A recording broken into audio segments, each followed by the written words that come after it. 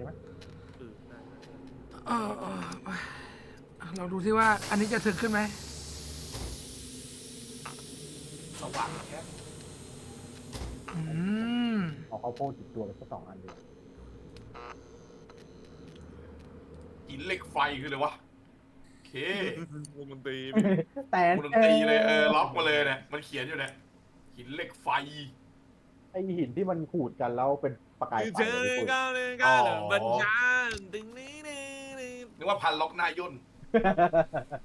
ยอมเป็นชาติไม่เคยขี่บองบิงบิง ของเกิดD1 D1 แล้ว โอ้ แม่กลัวไปไหนวะ แถวๆนั้นแหละพี่ปุ้ยอยู่แถวนั้นมั้ย นี่ D1 พี่ชายอยู่ไหนพี่ D1กูอยู่ D1อ่ะกูอยู่ D1เลข6อ่ะ D1 เลข6อ๋อตรงกลางหรือข้างล่างเลยพี่ผมกำลังจะไปตรงกลางเดี๋ยวผมไม่มีตรงกลาง กูจะลงไปเลข3อ่ะนำแผ่น ผม อ่ะ เข้าตรง อ่าฮะ บ้านสีขาวจาน3 หลัง เอามาเลยอาจารย์อยู่ไอ้ใต้ปล่องอะไร วิไอ้เหี้ยทำไมเกลือนักร้านมันหายังไงวะเนี่ยถึงจะเจอของเนี่ย Your survival เข้ามาแล้ว rate is เซิร์ฟไม่เกลือ เมือง ใช่ไหม หนาวของมันน้อยหรือเปล่าพี่ 10% higher just by not standing still. ผมอาจจะของน้อยก็ได้ มันอยู่ เราขยับไป แล้วจริงอ่ะ Knowledge database. D3 ได้นะพี่ ผมเดาว่าเรามาเกิดมันไล่มาเกิดขอบแมปก็แสดงว่าอาจจะของกระโปรงลิงวะ ขอบเด็ก เออ การโดนฆ่าอะไรประมาณนั้นให้ ไม่ต้องสืบเลยว่าที่นี่จะไม่มีอะไร เพราะว่า มากจะ พี่ โค ปุ้ ต ย ร ได้ โล ผ่าน อะไร ไป เงี้ แล้ ยว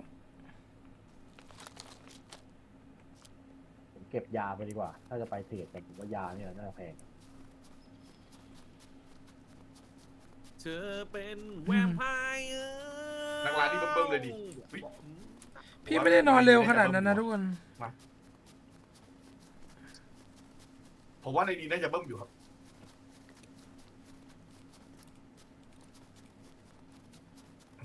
ชายเป็นแวมไพร์ไปอีกคน มันยาวเลยดิเหล็กไฟอ่ะ บอกเลยว่าของเขาดีแต่มีกระเป๋าอยู่ข้างบนนะอีกใบเดินขึ้นมาเลย จะอยู่ไหนในปล่องเลยเหรอ วิเฮีย ใต้กล่อง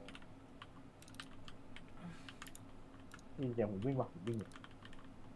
ไม่ได้ยินไม่ได้ย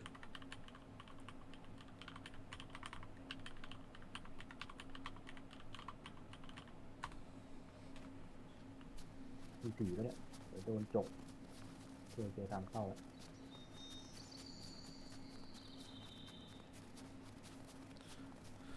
พี่ยังไม่นอนนะครับ ทุกคนไม่ต้องห่วงพี่นะ พี่นอนเช้าครับ ทางล้อ ใช่ใช่ไหมไม่ได้มีแค่เราใช่ไหมไอ้บ๊วยเอาดีๆดิ ใช่ โอ้ เลย มันคนเยอะมากเลยนะเซิร์ฟอะเจอคนไม่แปลกเลยอะแต่ว่าตรงกูอาจจะไม่เจอแต่ถ้าเดี๋ยวพวกมึงจุ่มไฮรูทกันไม่ใช่เหรอ ใช่ครับ ถ้างั้นเจอก็ไม่แปลกแน่อะ มันขึ้นไปไหนวะบนปล่อง คืออะไรอันนี้คืออะไรวะเชนตาลายเหรอ ไข่ อ๋อจานอยู่ฝั่งนู้น โอ้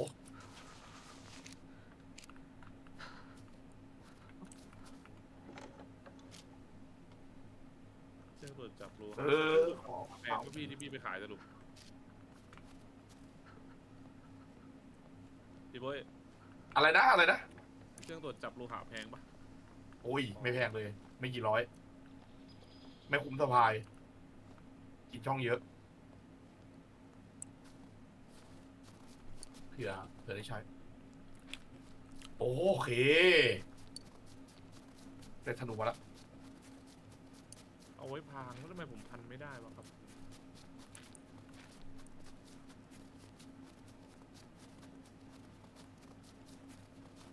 แสดงว่าจุดเริ่มต้นเขาเริ่มกันได้ธนูหมดเลยเหรอวะเนี่ย อ๋อพวกปืนสไนทิ้งเลยนะผมไม่ค่อยได้ใช้หรอก อืม เพื่อน ธนูคามยากปะ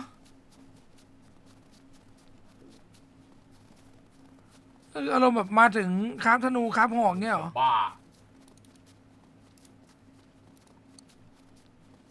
ลูกซองกระสุนพร้อม โอ้ พร้อม อ๋อสอนหน้าไม้สอนน่าจะไม่ใช่ธนู คือ 1357มึงยิงดีป่ะบวยตอนมึงลองอ่ะ ธนูสอนคือหน้าไม้ ไม่น่าได้ลองมันสิ้นใจก่อนว่า ไม่น่าได้ลองนะพี่ มันคือปืนเลยนะ สกอร์เปียน ลูกโม่อะพวกเดสเซอร์อีเกิลอะ หยิบกิน เดสเซอร์อีเกิลอะ357อะ แมกนัมอ่ะ พวกแมกนัมพวก ไม่ได้ลองพี่ ลูกโม่อะ ตายเลยเหรอ กับ เมื่อกี้ เยลิ ช่วย เฟอร์ เรา วะ ตาย ผมถืออีกปืนหนึ่ง 11%ธนูคอบล่า ขอซื้อหน่อยครับคืออะไรหมายความว่าไง ไม่ให้ครับ ไม่ให้ครับใจรุ่นใจร้อนเลย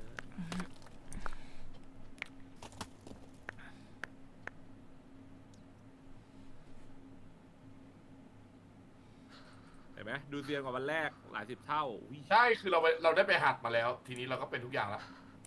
ตัวต้ม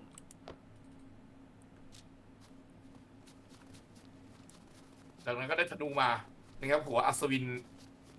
เหมือนเบน พี่ เฟอร์ เก็บสินค้าถุงส่งออกไปแล้วกำลังตกพื้นที่3 นาทีเขต B แอร์ดรอป แอร์ดรอป แอร์ดรอป แอร์ดรอปแล้วหรือ แอร์ดรอป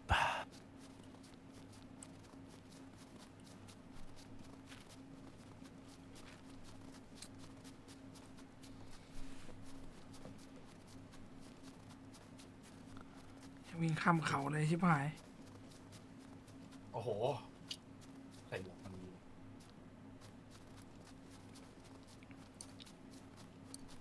แวะ เจ โจ้ อ นะ มาเธอมือฉันเป็นยิงนานแต่ตุ่มป้าตุ่มบึ่งสมมือก็มาจะลอยวะพี่ กินเงินครับ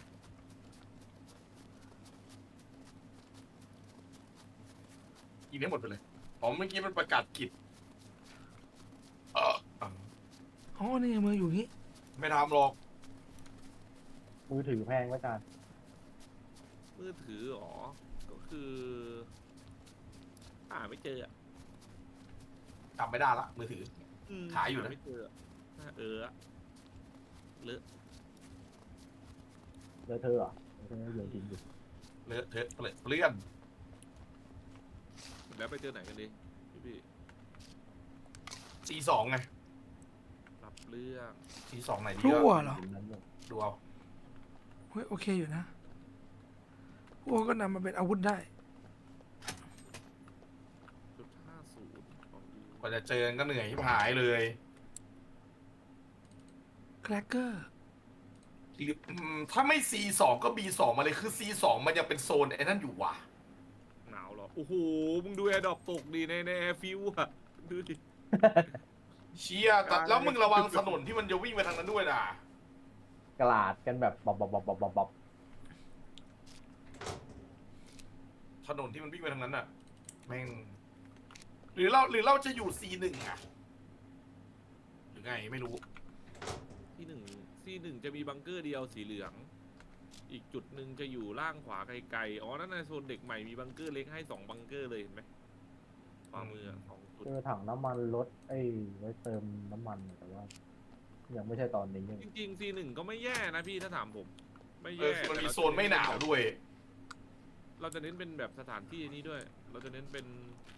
เรียกว่าอะไรอ่ะ เป็นบิลดิ้งอ่ะ แต่ถ้าเป็นดันเจียนอ่ะ เราต้องไปนู่นแหละ อืม แน่มีคนแอบกล่องไว้ตรงนี้ ขายของซื้อรถกันโอ้โหมึงคิดว่ามันจะเจอแล้วขายของกันซื้อรถกันได้เลยเหรอครับคิดว่าเราฟาร์มกันนี้แล้วเราไปเจอกันที่ ตรงนู้นแล้วเราก็ เฮ้ยมันปลดล็อกมันปลด ขายของแล้วเราได้รถเลยอย่างเงี้ยเหรอ ปลดล็อกไงวะ มันโด ไม่ ง น่า ไงวะ ได้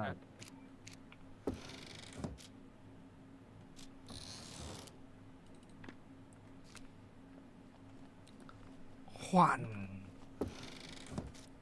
อ๋ ฮะ อไข่ควงผมมันหักไปแล้วแน่เลย คืออะไรวะ เลยดูไม่ได้เรียบร้อย ปืนไรเฟิลลูกเลื่อน อ๋อ ปืนล่าสัตว์ ไข่ควงผมมันหักไปแล้วใช่ไหมโอเคหมดไปกำลังลง เฮ้ยเสียงอะไรตึ๊กตับวะ อยู่ด้านล่างครับผมฟาร์มไอ้บ้านหลังเล็กๆรอบๆที่จานอยู่ พร้อมแล้วไปรีกรุ๊ปกัน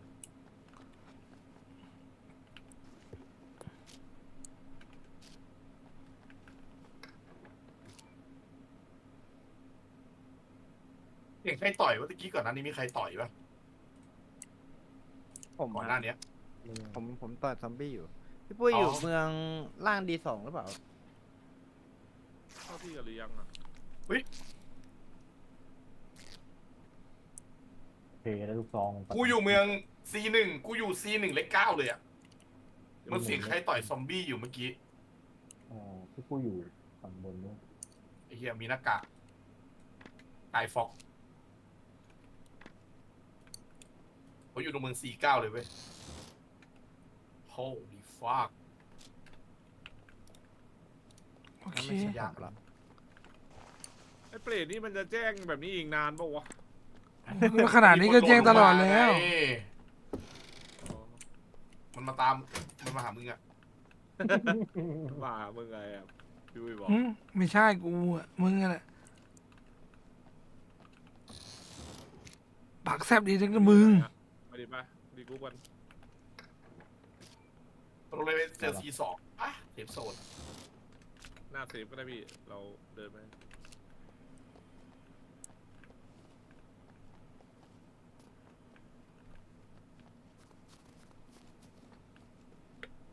การอยู่ข้างหลังหรือเปล่าไหนดูซิโอเค ดูยังไงถุงมือไหนดีกว่า อันนี้น่าจะกลับ เฮ้ยเฮียซอมบี้ เสียงรถปะ ไม่ได้หยิบไม่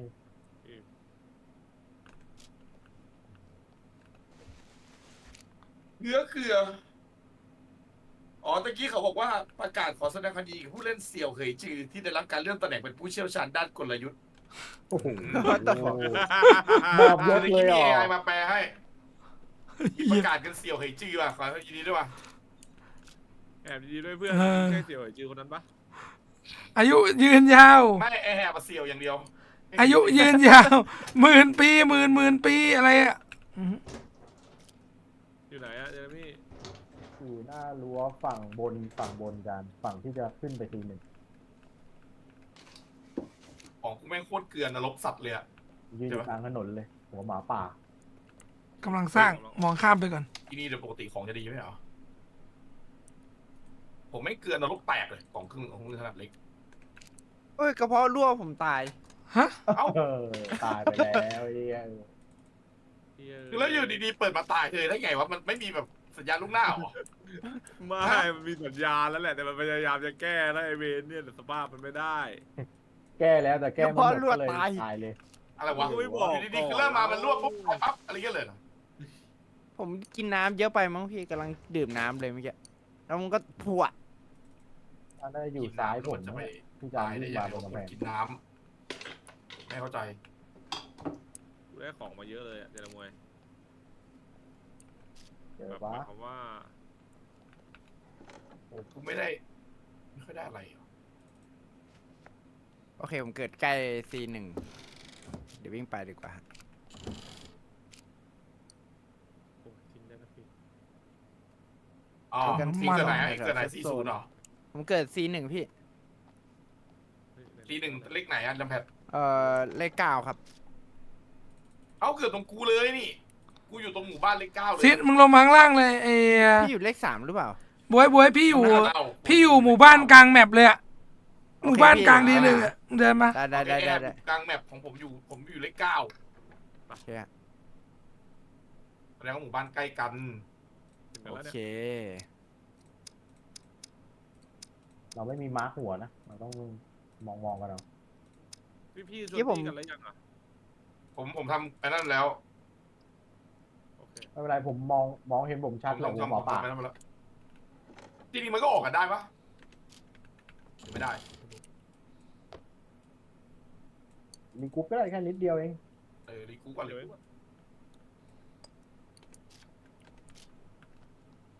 เดี๋ยวเราเจอ C1 ไอ้นี่ไหม C1 เลข7ไหมแล้วเดี๋ยวเราเข้าไปฟาร์มไอ้บังเกอร์เหลืองอ่ะไอ้ C2 เบอร์6 ตี1เลข7ได้เจอกัน ได้เลยครับ โอเค เราเจอแดบแต่งั้นพี่ออกพี่เงินพี่ไม่ได้รอนะพี่เดินไปก่อนแล้วกัน มีลูกซองอยู่2 ตับ หมายถึงว่า แต่ว่าเอาจริงๆไอ้เรื่องของความหนาวเนี่ย มันไม่ได้ เป็นอุปสรรคมากนักไหม ที่อยู่น้ำยิ่งกัดกินเลยดิถ้าแบบเสื้อผ้าไม่ดีพอ อ๋อเออ อาจจะจุกจิกนิดหน่อย เซิร์ฟนี่อย่าฟาร์มหมู่บ้านนะบอกไว้เลยถ้าเกิดว่าเราไม่อยากได้ของทำบ้าน เพราะแม่งไม่มีของอะไรเลยเว้ยที่มันเป็นอาวุธเว้ยมา เก็บ จะ ก้อน แยก หิ กัน นไว้อย่าง ทำอา ชั วุ ด ธ เจน ยังรู้สึกดีกว่า ก็จะเกลือจี อืม การมีน้ำแล้วใช่ปะ คือปืนน่ะไม่เอาหรอกแต่ไม่มีอย่างอื่นเลยหรอกที่มันดูแบบ พอมี กระเป๋าอีกไม่มีแบบอุ้ยแต่ว่าโซนตรงนี้แม่งโคตรดีอ่ะดูดีแชท อ๋อระเบิดมันเอาไปทำ C4 อะดิ เออ เอ้ยไอ้ดิมไอ้โทรศัพท์อะ โทรศัพท์ทำซีโฟ ยังไม่ถึงจุดนั้น อ๋อระเบิดแสวงเครื่องอะไรเงี้ยนะ ไปแปะแล้วก็ระเบิดประตูบ้านคนอื่นเขาเวลาเลทอะไรแบบนี้แหละ เรากลับไปก็น่าจะเรียบร้อยแล้วมั้งไงหลังร้านอะ งัดแล้วเว้ยลองงัดแล้วเว้ย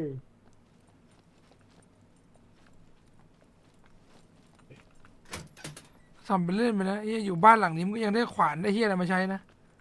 อ๋อไอ้อะมันอยู่ตรงหมู่บ้านใหญ่สุดของ C1 ใช่ไหม หมู่บ้านกลางวงเลยพี่ กลางวง กลาง วง กลาง อะไรวะ ซีน วงแดงอะเหรอ ไม่ใช่พี่หมู่บ้านกลางD1อ่ะ หมู่บ้านบนเขาอ่ะ อ๋อ D1 ไม่ใช่ C1 ใช่ไหม D1 โอเค D1 โอเคโอเค ที่เห็น ถ้างั้นเรา ใน ไป หุ แวะ บ หมู่บ้า เขา นแล้วกันถ้างั้นผมจะไปหมู่บ้านกลาง C1 อ่ะ ไอ้เบิร์ดกูรอมึงนะ หมู่บ้าน ผมอยู่หมู่บ้านเล็กๆขวามืออะพี่ มึงก็มาดิ หนึ่งกลางก็ไอ้ตรงถนน เป็นหนึ่งที่ ตั ผม สาแย ได้กระเป๋าหมู่บ้านนี้โคตรน่ารักเลยกระเป๋านักเรียน อันนี้พี่อยู่ตรงไหนพี่ขวาบนเหรอที่หนึ่ง C1 ขวาบนกำลังจะถึงหมู่บ้านใหญ่สุดของ C1 แล้วอ่ะหมู่บ้านที่มันมี พี่ ถ มาน น พี่ ตั มา ดเย ซ้าย อะๆอะ เลยเดี๋ยวเราไปขายของในเทรดอยู่แล้วไอเราจะลงบังเกอร์เหลืองเนี่ยพี่เห็นปะใต้เทรดอะ อ๋อถ้างั้นออกซ้ายยาวๆเลยก็นะข้ามไปเลยแล้วกันนะ เวลา แต่ตรงนั้นก็มีบังเกอร์ป่ะอาจารย์เอาไม่ใช่ดิ บังเกอร์แดงมันในนี่มันต้องใช้การ์ด อ๋อบนนั้นมันไม่ใช่บังเกอร์ โอเค มัน มา แค่ถนนล้อม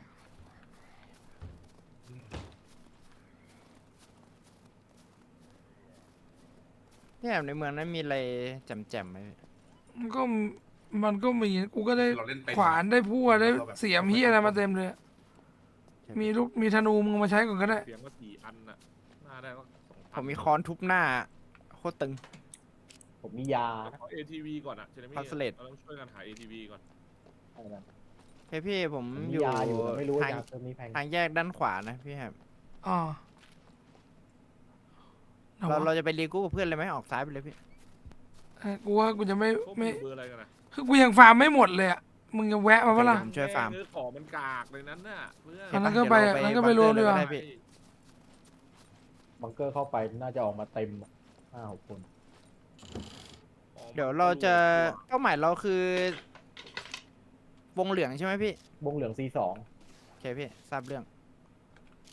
แต่ถ้ามึงยังไม่มีอาวุธอะไรมึงมาเอาพวกก็ได้นะมึงมีพวกมีที่อะไรเต็มหมดเลย ผมมีค้อนทุบหน้าละ แบบแรงๆวันช็อตหรือเปล่า อุ้ยไลน์ออฟไซด์อะดิ ตัวจานแบบกระพริบปุ๊บปุ๊บปุ๊บปุ๊บ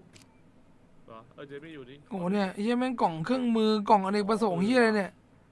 กระพริบแบบปิ๊บปิ๊บปิ๊บอะมัน เรา อยู่ เก็บ ที่ แค่ เดียว อาหารไปก็ได้มั้งพี่ กูควรเอาไปเพราะว่าเนี่ยกล่องเครื่องมือกับกล่องเครื่องมือขนาดเล็กแบบเต็มเลยฟูลเลยอ่ะ 400มึงในเทรดอะเอาไปขายอะ เอาไปขายได้อยู่พี่ผมว่า มันกล่องใหญ่มาก ถ้เก็บ เลย ได้นะใช่มันกล่องใหญ่นะพี่แต่ผมมีกระเป๋านะ มึงก็มาเอาไปก็ได้เนี่ยมันมีกล่องเล็กอีกกล่องนึงอ่ะ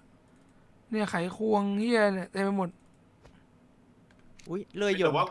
กูก่อนกูถึงบังเกอร์เหลืองกูถึงบังเกอร์แดงก่อนนะเนี่ยกูฟาร์มรอบบังเกอร์แดงเลยจะตายไหมเนี่ยเฮ้ย มันก็แดงไม่มีอะไรให้ฟาร์มพี่ อ๋อเหรอ ใช่มันเป็นแค่ซอมบี้อะ เลื่อยยนต์ เข้า แพ ไป งป่ะ ข้างใน พี่ ข้างในของมันอยู่ข้างในก็ที่เราเคยไปอ่ะพี่ที่มันมี อ๋ออ๋อ ซ้าย อ๋ออ๋อ ซ้ายไปแอบ หรือว่าแบบว่ามันมีแบบสิ่งปลูกสร้างรอบๆอะไรอย่างนี้แล้วแบบมีนู่นนี่นั่นรอบๆอะไรอย่างนี้หรือเปล่า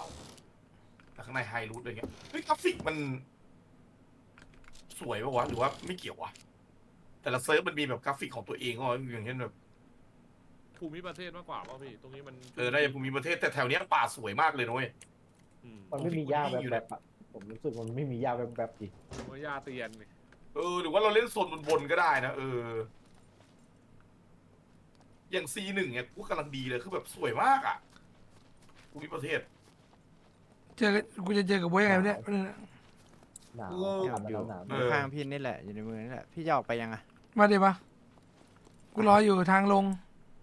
ผมตุนเสบียงมานิดหน่อย เหมือนกันหมดใช่ไหมมันลงมอดรีเชดอะไรอย่างงี้ไม่ แต่ ได้ กูไม่ โอเค แต่กูไม่เจอของกินเลยนะมึงเจอเหรอวะ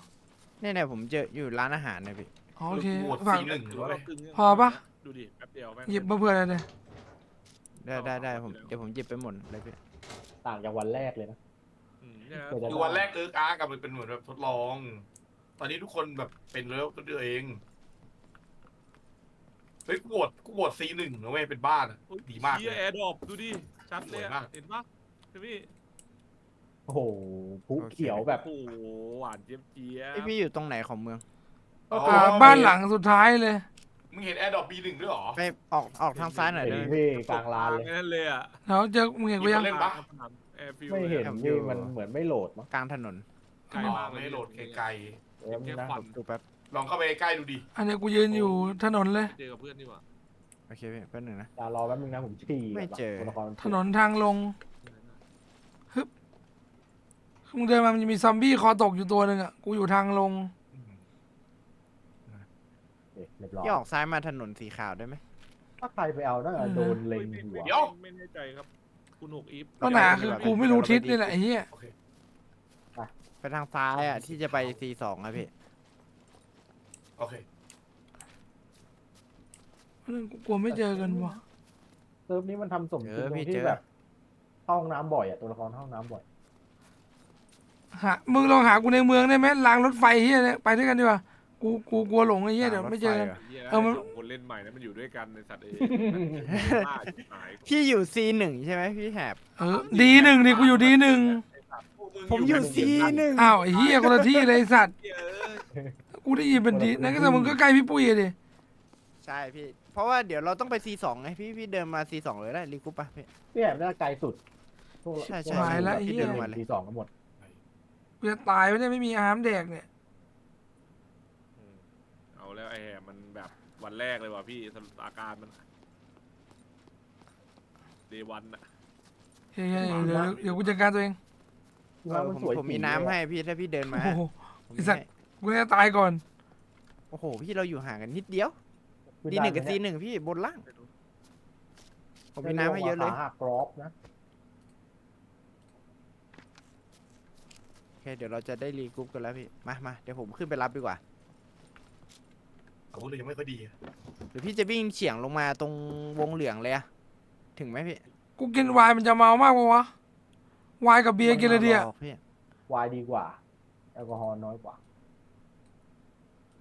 งั้นเดี๋ยวผมไปรีกรุ๊ปกับพี่ปุ้ยก่อนแล้วกัน ๆ พี่ปุ้ยอยู่วงแดงใช่ไหมฮะ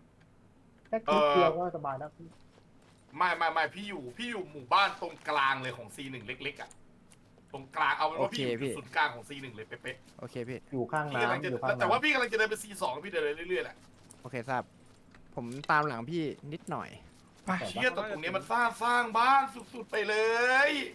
พวกเราน่าจะถึง ริมน้ำเนี่ยถ้าเราสร้างบ้านริมน้ำเอ้ยสร้างบ้านตรงนี้ดีกว่าเฮ้ยแต่ตรงนี้มันบึงไงมันออกทะเลไม่ได้ เงียบ เชี่ยเราน่าสร้างบ้านตรงเนี้ย แต่ฝั่งนี้มีคนอยู่นะพี่ปุ้ย ในโซนเนี้ยเหรอโซน C1 เนี่ยเหรอ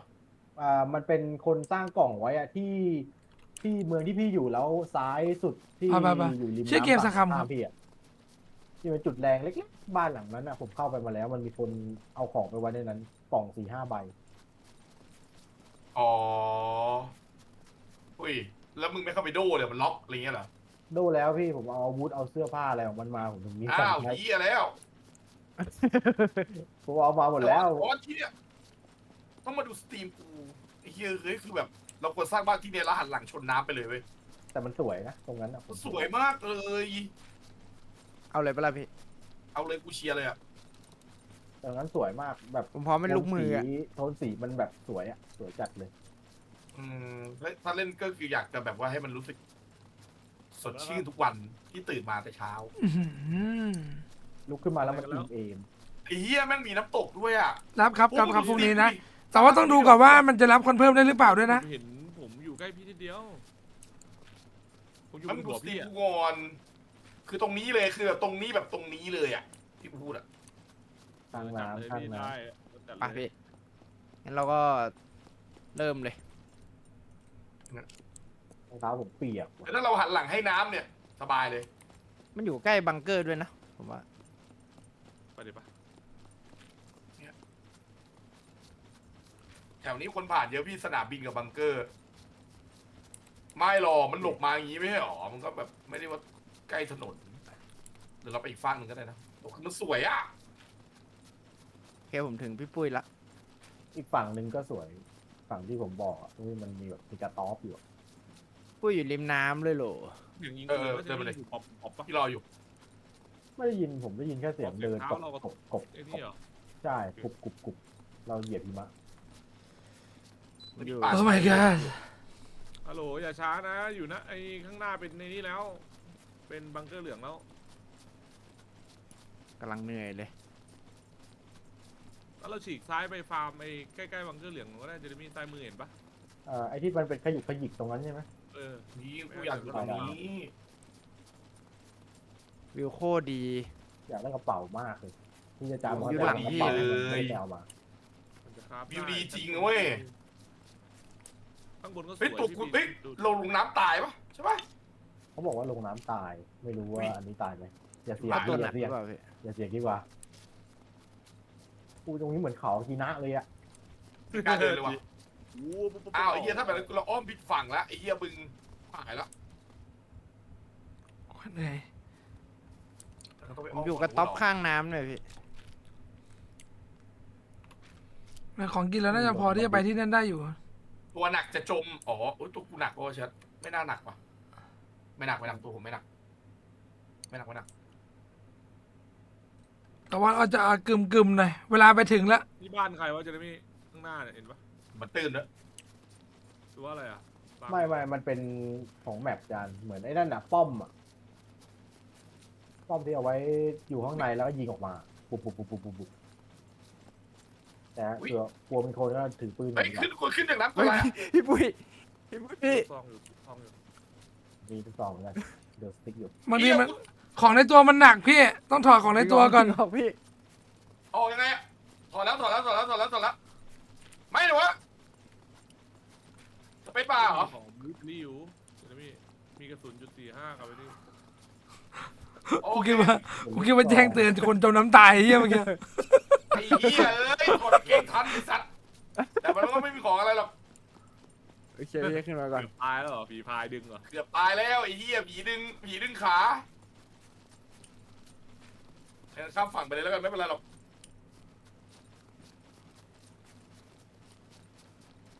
คือมันขยับแทบไม่ได้เลยเมื่อกี้ ชีวิตเหมือนออกกำลังกายกลางภูเขาหิมะ น้ำมันไหล อะไรวันนี้อ่ะ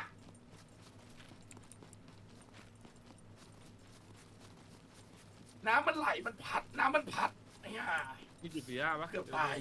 จุดที่5นี่ไง กูขอได้พี่ทีละชิ้น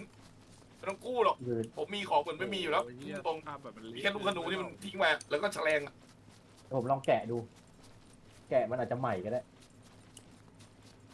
ยุ่ยขี้ขนาดนี้เนี่ยนะ กล่องมันยุ่ยไง แต่ข้างในมันอาจจะไม่ยุ่ยก็ได้เอ้า เป็นไม่ได้ไม่เป็นไรหรอก ใช้ปืนอะไรอยู่อะตอนนั้น แล้วลูกซองคือพวกยังไม่มี เพราะว่ายังไม่มีที่เก็บไ อยู่C2ประมาณตรงไหนอะ น่ายิงวะ ไว้ ตอนนี้ผมอยู่กับพี่ปุ้ยอยู่ตรง C1 ผมอยู่ ที่ C1 อยู่ตรงกระต๊อบแล้วเนาะ C1ตรงไหนC1 อ๋อ ซ้าย นี่เชี่ยตรงนี้มีคนไอ้เหี้ยของเพียบเลยให้มึงมาตรงกระต๊อบเลย นั่นแหละกระต๊อบที่ผมบอก C1 ล่างซ้ายฝั่งไหน เดียวกับพี่ มันมีอะไรเนี่ย all in อะไรเนี่ย นั่นแหละที่กระต๊อบที่ผมบอกที่ผมบอกมีคนมาสร้างไว้ ข้างในมันจะมีแบบพวกขวานพวกอาหาร ไอ้เหี้ยเอาแม่งเลิกเล่นเลยสัตว์ มันน่าจะโดนไปแล้วหรือเปล่ามันโดนแล้วพี่ไปเด้าซ้ำมัน อุ้ อะ ย มันก็น่าจะแบบไอ้เหี้ยวิวสวยเอ้ยวิวสวยวิวสวยนั่นแหละโดนเย็ดไปซะ มันก็น่าจะวิวสวยเหมือนกันปะ บ้านริมน้ำ ข้ามมันยังติด กล่องเกียว ตูดมันอยู่เลยหรือเปล่า ไปหมด พี่ลองดูดิข้ามแม่งติดตูดอยู่หรือเปล่า ผมต้องเดินอ้อมเนี่ยมันเป็นแม่น้ มันไม่มีอะไรแล้ว ไอ้ อะ เหี้ยเสียงต่อบินมาเดี๋ยวปิดต่อกันเจอกันทุกคนต่อในต่อฝันดีครับฝันดีครับ แอบอยู่ไม่ได้ ไอ้เหี้ยแก๊งนี้แม่งหยาบคายมากไอ้เหี้ย ำบ้าจริ โทษ ง ทีทุกคนเดี๋ยวพี่ปิดก่อนแล้วกันนะ โคตรนานแล้วเนี่ยหน้าบังเกอร์ เป็นใครอยากดูช่องแดงไปดูช่องแดงช่องม่วงนะครับ งั้นเดี๋ยวผมอ้อม ครับ ผมอ้อม สวัสดีจุ๊บๆครับไปเนาะ ขึ้แล้วพี่ ไปๆๆ แล้วก็เดี๋ยวเราสรุปพี่จะสร้างบ้านตรงนี้เลยป่ะพี่ปุ้ย ไม่สร้างแล้ว มันมีตัวอย่าง โอเคป่ะ มี งั้นเราไปที่อื่นกันขอกินเพิ่มพลังงาน ไอ้นี่อะไรวะเหมือน เหมือนแบบ กูอยู่ข้างๆวงแดงอ่ะบวยข้างใกล้ๆวงแดงอะเนี่ยมึงอยู่ตรงไหนวะ ผมอยู่ใต้วงแดงพี่ใต้วงแดง โอเค ใต้วงแดงมาหน่อยหนึ่งนะตรงแม่น้ำอะพี่เห็นปะ ใต้วงแดงของC1ตรงแม่น้ำอ๋อโอเคเห็นละ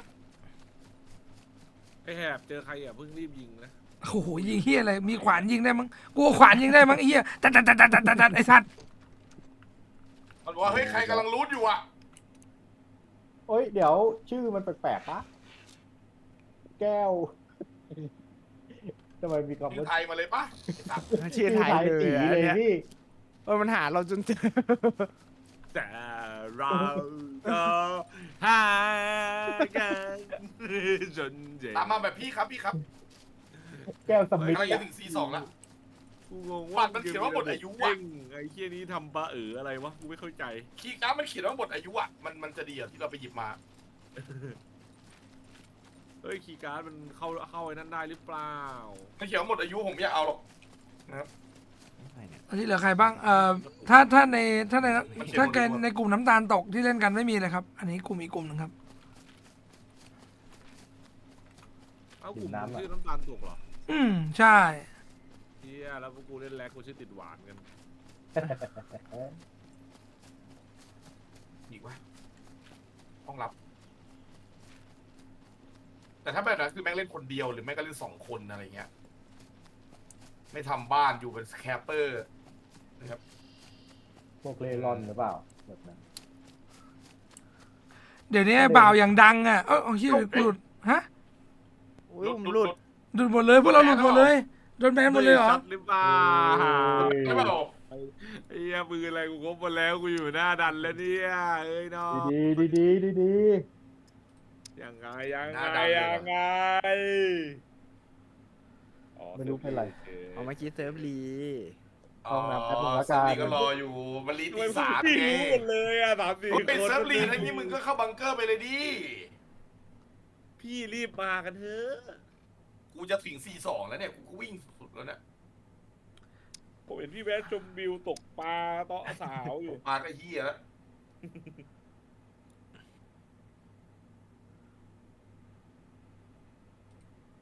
แต่มันดูดีจริงๆนะเว้ยวิวสวยจริงๆนะเว้ยเผื่อสนใจ ทำไมเข้าไม่ได้วะ เราก็แค่แบบว่ามีระบบการป้องกันที่ดีกว่าอะไรอย่างเงี้ยไอ้เฮียนั่นมันวางกล่องไว้ในบ้านล้างไอ้ห่าล็อกก็ไม่ใส่ อ้าวเกมเด้งเลยเดี๋ยวนี้บ่าวแบบ จมน้ำตายอยู่ เดี๋ยวนี้บ่าวนี่อย่างดังเลยแบบคนดูเป็นพันอ่ะ อืม เดี๋ยวนี้ไม่เรียกกูพี่แหบแล้วอ่ะไอ้เหี้ยเรียกกูแหบแล้วอ่ะอืม เฮ้ยชื่อเสียงมันทำให้แบบกูไม่ต้องเรียกพี่เรียกน้องกันได้เหรอวะ เอาก็มึงก็คิดเอาแล้วกันเดี๋ยวเนี่ยรอบหน้ามันมาเนี่ยมันก็ฟุกแล้ว อ๋อ เออวันดีฟุกวันดีปุ้ยอะไรเงี้ยกูว่ามากูว่ามีไอ้เหี้ยเนี่ยอืม เฮ้ยกูค้างโอ้เนี่ยเกมค้างเหรออ๋อเข้าได้บอกแล้วกันนะ ผมค้างจนหลุดเลยอะ อืม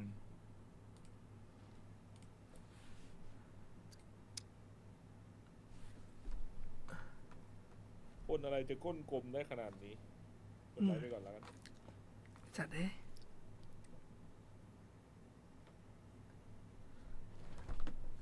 เดินแทบสะดุดล้มมัวแต่มองเธอไม่มองทางเอ้าไอ้เหี้ยเข้าไปแล้วก็หลุด เราวะ ไม่สจหรือเปล่า ทำของแดกอะไรเหี้ยสัส ดีกว่า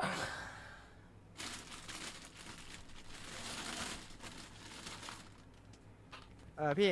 เหมือนเสียงป่ามันมาละเหมือนจะเข้าได้ละ อะไรวะเนี่ยเลอร์เฮียวะเนี่ย ปากเลยวะ ผมอยู่ในป่าเสียงแบบนกเสียงกามันมาแล้วพี่เข้าได้แล้วครับ แล้วมึงว่าคน เฮ้ นี้จำมึงเอาไหมกูจะส่งให้มึง มา ส มา นใจพี่เก็บไปดูคนเดียว อืม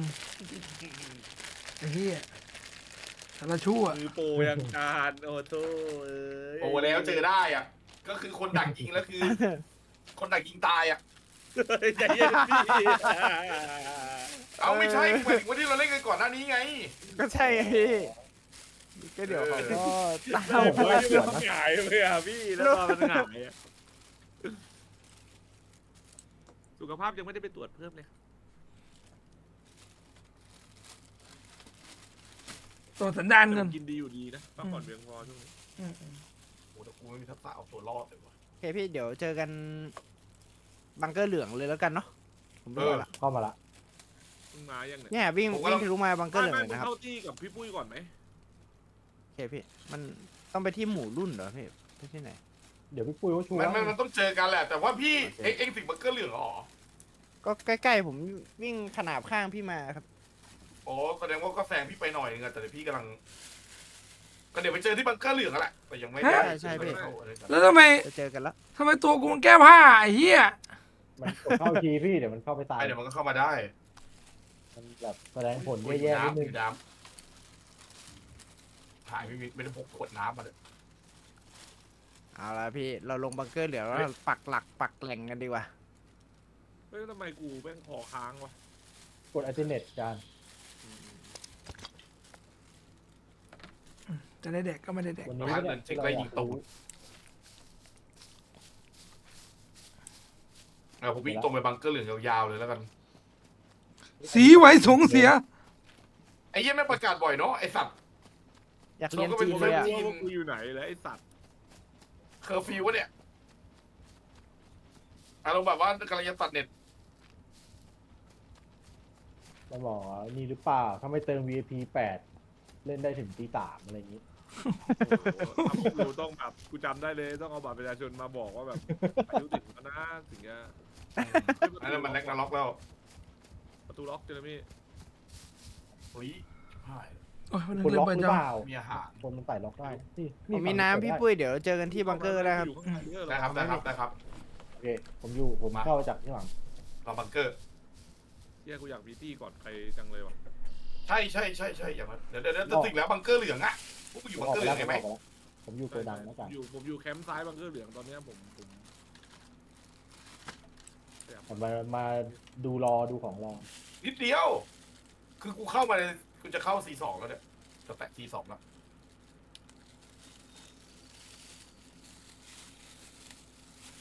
เอาไหมมือถือ มือถือไม่เอามันไม่ได้ใช้ตอนเนี้ยแบตหนัก พวกเชอรี่หาไม่เจอเลย ทำไมซอมบี้ไม่ค่อยเจอวะคิดไปเองวะเนี่ย เฮ้ยผมเจอนะ ในเมืองอะเจอเต็มเลย มี มีแต่อาจจะไม่เยอะเท่าเซิร์ฟก่อนหน้าเราอะเซิร์ฟก่อนหน้าเราคือซอมบี้แม่งโหดอยู่นะ เยอะถือว่าเยอะ ผมไม่อยู่ในโกดังใหญ่หรอก เอาดูทุกคน เนี่ยมันได้ยินเสียงว่าเจบี้ได้ยินเสียงไหมแป๊บแป๊บอะ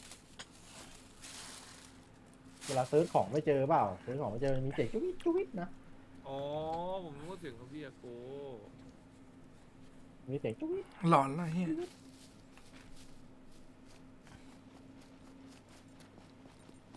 มีไนท์วิชั่นอีกอันอาจารย์มันลองเอา เก็บ มา ดิ ใส่ เก็บดิ1,000 กว่าบาทของโคตรดีอะ ผมเต็มมาดิผมใส่อยู่อัน ก็ให้พวกจับกังมันมายกดิไอ้บ๊วยอะ อ๋อเนี่ย แต่ว่ายก 7โล ได้นานเกิน 3 กิโลไม่พก สบายกับนักเรียนอยู่เลยเฮีย จะบอกอยู่เลย มีภาพมันมีข้าวด้วยนะ ข้าวลุงพงษ์ ไม่ อ๋ มี อก ระเป๋านะเจนามี่เข้ามาได้เลยข้างในมีกระเป๋าเผื่อยังไม่มี ก็กระเป๋าอยู่ไหนอาจารย์ซ้ายหรือว่า เยี่ยมข่าวอะไรเยี่ยอะไรวะเนี่ย ในโดมครึ่งวงกลมเหรอ ช่วงเริ่มต้นเกมมันใช่ได้ลำบากจ โอ ริง เคเข้าไปแล้วข้างนอกมีของดู ๆเฮ้ย กองขวากองขวา เริ่มอยู่น้ำแปลกๆว่ะ อุ้ยโฮโล เริ่มหิวน้ำแบบแปลกๆแล้ว อ่าเนี่ย นู่นกองฟ้านู่นไกลๆนู่น สีเหลืองหรือว่าคุมผ้า คุณบ้า ขวามือเราซ้ายมือเรานั่นแอร์ฟิวนะเฮ้ยเริ่มหิวน้ำแบบ ปุ้ยรอ แป ผ ล ม กๆ ตรงนั้นก็ได้รอผมตรงนั้นก็ได้ผมอยู่หลัง กูอยู่ กำลัง กูอยู่ตรง3 แยก C1 อยู่ อ่ะ หลังพี่เหรอ ใช่ใช่ผมอยู่หลัง อยู่ พี่เลย ทำไกู ผมแตะ C2 แล้ว พี่รออยู่ตรงถนนก็ได้ไหม โอเคโอเค ไม่ติด ถนนเชื่อม C1 C2 เหรอบวย ใช่พี่ แต่ว่า พี่ อ เห็น ยู่ ไหม โซน พี่ แต่ว่าอยู่โซนเลข3อ่ะ อ๋อโอเคขอบคุณมาก พี่อยู่ข้างบนข้างล่างอะผมอยู่ เขาอยู่ข้างล่าง ถ กัน นนข้างล่างนะ เล่นบอกว่าใส่ได้ทุกรูปแบบลอกกูจะจัด พี่ไม่เห็นเองเลยว่ะ กำลังมาพี่กำลังมาตามหลังอยู่ ชั่ อ ว ยู่ในป่า ตัวผมหนักอะวิ่งช้า เอา มาก ไป โอเค นี่ก่อน พี่ ในวิชั่น นี่สติ๊ก พี่เห็นละพี่เห็นละพี่เห็นละ ผมต่อไปเอาในวิชั่นแป๊บ โอเคพี่ เชี่ยทำไมรู้สึกว่าแฮงกี้เทอร์สตี้นอนละ เดี๋ยวผมข ศู อน ย์มันจะตายเลยป่ะไม่น่าตายป่ะ เดี๋ยวผมตามไป ตายแล้วแดกหิ บวย มะ มีของกินพี่เห็นบวยบอกอะ ผมมีน้ำผมมีน้ เอาละ ส่วนของกินต้องรอผม ไปของกินไม่เป็นไร ผมมีแคคเกอร์อยู่ ไปบังเกอร์ได้เลย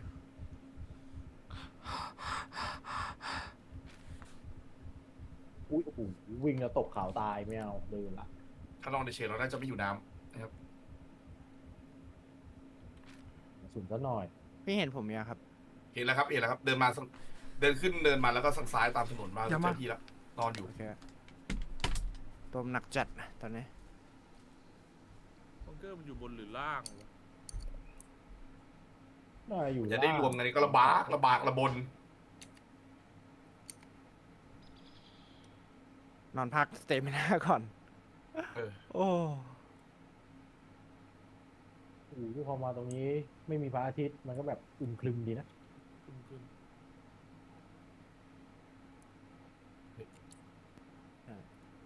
แสดงว่าไอ้เสาแน่เลย มันนอนหากัน จะมีน้ำไฟฟ้า อ่ะอ๋อนู่นเสาไฟ ฉันกำลังขาดน้ มาแล้วพี่มาแล้วปะ เซิร์ฟนี้หิวเร็วจริง แต่ว่าผมว่าเจ๋งดีสมจริงดี ผมเห็นพี่ละ ที่มีเหลือน้ำปะ น้ำเดี๋ยวดูอุ้ย ำมีลูกอมอยู่มีไอเรื่องอาหารมีลูกอมอยู่ นี่ แต่ว่าไม่มีน้ เกินแป๊บซี่3 สแต็ก ำโอ้ย เดี๋ยวผมดรอปให้นะพี่อ่ะ ขอบคุณครับ เพียงพอหรือเปล่าครับ เฮ้ย กินก่อนพี่กินก่อน ของที่จานกินเหลือ เดี๋ กั ยว บไอ้เทปกาวอะทำเป็นไอ้นี่ได้นะทำเป็นเก็บเสียงใช่ รอ ไม่ต้องดรอปก็ได้ผมมีหลายขวดพี่ อ๋อโอเคโอเคไปงั้นเราออกเดินทางบุรุษเอ้ยเอาเขาตีก่อนไป โอเค สะพานไปแต่ก้าวเดียวคือล่อนลงไปอยู่ข้างล่าง พี่ปุ้ยแบกของเพิ่มได้ไหมครับ แบบสะพายหลัง ได้ครับมาดิ ถ้าเป็นเลื่อยยนต์นี่หนักไปไหม อืม แล้วพี่เอาธนูให้ผมก็ได้ เดี๋ยวค่อยสลับให้พี่ ได้ อืม ถึงไหนกันแล้ว ใช่ของมันต้องมีน้องอันนั้น กำ อะ ลังครับกำลัง อีกกี่นาทีได้ประมาณโดยประมาณเป็นหินสีเหลืองเนี่ย 3 3 นาที 3 วัน 3 ชั่วโมง ใครมีมีดใกล้ฟัง เราเลี้ยวขึ้นบนเขาเลยไหมพี่ ผมมีหิน เดี๋ยว รับ โอ้ มี โห ด มันลัดเขาตรงไปตามแนวเสียงขันนี่แหละแล้วเดี๋ยวหาลาดลงเอาขวาเฉียงหาทางลาดลงไอ้เหี้ยมันหนักเรื่อยนี่หว่ามึงต้องเอาไปใช่ไหมเนี่ยเอาไปตัดต้นไม้แล้วทำบ้านเนาะ ไม่รู้เหมือนกันพี่ เผื่อเอาไปขายไงพี่ พี่คิดว่าไง ขวดหนั ถ้าก แบบว่า ถ้ามันหนักก็ทิ้งก็ได้นะพี่ ถ้าไม่แพง 9 ก็ โล น้ำมันผมว่าถ้ามันไม่มีน้ำมันที่แบกไปก็เสียเปล่าป่ะ วางไอ้เหี้ยว าง มันต้องใช้น้ำมันด้วย แล้วพี่เอาไปด้วย เอาธนูขึ้นมาอย่าแบกไปเลย9 กิโลไป น่าจะข้างหน้าดีกว่าอาจารย์หน้าตา เห็นแล้ว เห็นแล้ว เอา เอา เล มือย ละ น้องขอ เดี๋ยวฟุ้งมึงลองกดแบบดูดิมึงลอง แต่ กด เรียก แบ ไฟ บ ฟ้า ดู แชทบอกว่าตัดไว แล้วมึง นะ ดูตรง พี่ C2 เลข 3มึงจะเห็นถนนยิกยักเห็นปะเลข 3นำแพด โอ้ยอีกไกล มันเดินอยู่ตรงนั้นแหละ รัวๆเดินสูงอะ นี่ก็เดินรัวๆอยู่เนี่ย ผมอยู่ มึง ข้าง พาเดินไปไหนเนี้ยนี่มันอะไรเนี่ย ถ้าตรงนี้ กำ มั แพ น งเมืองจีนเหรอวะ ต้อง ออก เข้า ถนน เลย มา ไม่อีกนานอะตรงก่อนถึงที่เราพูดเรื่องบังเกอร์เล็กกันอีก โอ้โห ไอ้เหี้ยภูเขา เนิน ไอ้เหี้ยตอนที่เราจะไป ขึ้นมา จากC1ไปC2นี่ เราต้องขึ้นไปบนเขาหรือว่าวิ่งลงมาข้างล่างแล้วค่อยไปอ่ะ ผมวิ่งลงข้างล่างอ่ะไม่ได้ขึ้นข้างบนผมไม่แน่ใจว่าข้างบนไปได้ไหม เพราะข้างบน เขามันก็รัดได้หมดอะแต่ว่ามันจะมีเนินเขาอยู่อะข้ามมาได้กูข้ามเนินเขากันมาเนี่ย ระวังทางชันแล้วกันถ้าทางชันก็เดิน มันเป็นเทือกเขา ผมบิน เทือกเขาหิมะกูก็มาเทือกเขาหิมะกันอะ โอเคโอเค ที่มันหิวจัดเลยว่ะเจเรมี่ อยู่อ่ะ หิวจริงพี่ หิวน้ำมันแบบมันหิวง่ายอ่ะไม่รู้เกี่ยวกับอะไรนะ อยู่ง่ายเติมนี้อยู่ง่ายอาจารย์ผมก็ลดลงเรื่อย มันเป็นเซิร์ฟจีนเฮ้ยอย่างนี้เรากินหมาได้เลยใช่ไหมครับ เราปิ้งหมากินกันเลยอะไรเงี้ยในเซิร์ฟมีหมาปะเพราะมันเป็นเซิร์ฟจีน เออ เออ อุ้ยแต่ตรงนี้วิ่งได้อยู่พี่สบาย เออ แป๊บเดียวถึงแป๊บเดียวถึง ๆระวังหน่อยนะ จะถึงแล้วพี่ ไม่ บัง รู้ เกอร์ มีคน บัง ไหม เกอร์อะ เข้าโหมดFPP แล้ว นะกินข้างข่าวได้ปะวะ เฮ้ยบังเกอร์เหมือนยังไม่ กิ เปิ น ด ข้างข่าวกิน เราจะนั่งรอไหมล่ะ มีมุมหลบไหม ไม่มี คือถ้ามันเข้ามาทางประตูคือเราแบบเอ้ง อันนี้มึงถึงบังเกอร์แล้วเหรอ อ อยู่ ยู่ หน้า นะ ประตูบังเกอร์แล้ว โอ้ยกูว่าจะถึงบังเกอร์แล้วเนี่ยแบบนิดเดียวให้สักมึงนับ1 ถึง 10เลย แบบช้าๆนะแบบช้าๆนับแบบช้า น้ ๆคือแบบว่าถึงอยู่แล้ว ผมว่าหรือว่าผมจะวิ่งเข้าเทรดไปขายของก่อนดีวะทันปะวะเพราะว่ากลับ โอ้ มา โหพี่ไม่เป็นไรถึงแล้วนะเข้าไป เฮ้ ก็ ยถึงแล้วถึงแบบถึงแล้ว ส เนี่ วย ยเลยนะ โอเค นะกูมาช้าสุดไว้แล้วล่ะชิว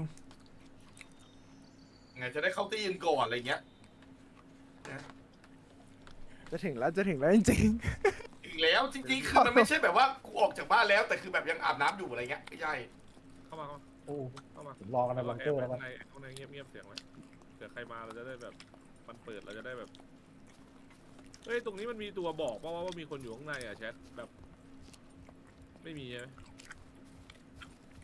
นึกว่ามีสัญญาณอะไรบอกนอนเลยรอ เสียงน้ำหยด เฮียแม่งนึกว่าเนปาลในแถวๆนี้ จุด44ใครเล่นปะ ตอนนี้ปืนพกผมเป็นSSF SF19 ๆเราออกถนนไหมพี่ ถนนขวาพี่ปุ้ยผมว่าน่าจะไม่ได้วิ่งขึ้นเนินนะยังเยื้องมาทางขวาวิ่งลงเนินไปเลยผมว่าเพราะว่าถนนมันต่อไปถึงอันนี้พอดี แม่งเหนื่อยง่ายชิบ อยู่ หา ข้างหน้าย ผมเลย ระเบิด ชิบหายแล้วมาแล้ว อุ้ย อีเหรอ เหี้ย อุ้ยเสียงปืน เดินเลย ถอย เอาแล้ว จะได้ไม่ถอย เนี่ยกูถึงแล้วเนี่ยกูได้ยินเสียงแล้วเนี่ย พวกมากันมาเลย โว้ ไอ้เหี้ยมันชันมันจะไม่มีตกเขาใช่ไหมมึงพากูมาไต่เขาเอาไว้เลสปะวะ ไม่มี เอาไง หาสะดวก เสียงตัวระเบิดจานกิ๊กกิ๊กกิ๊กกิ๊ก ทำไมมันเป็นรอยถนนแต่มันไม่มีถนน ถอยแล้วแหละ เออ ไม่รู้อยู่ไหน ลงเขาก็ต้องเงยขึ้นหน้าขึ้นมาอีกไม่ลงอ่ะ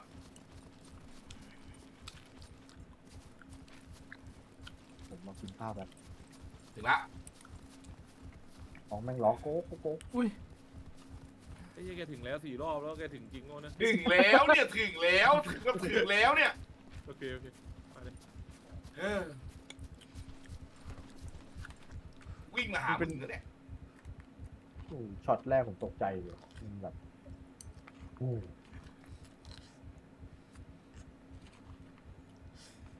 พ้นเนินนี้เราน่าจะวิ่งลงอย่างเดียวแล้วพี่ เออ อ่าโอเค วิ่งลงเนินละ ของอ่ะของมันแบบจะต่ำกว่า50มัน ไอแตกมีคนแตกกับยาวแตกไหม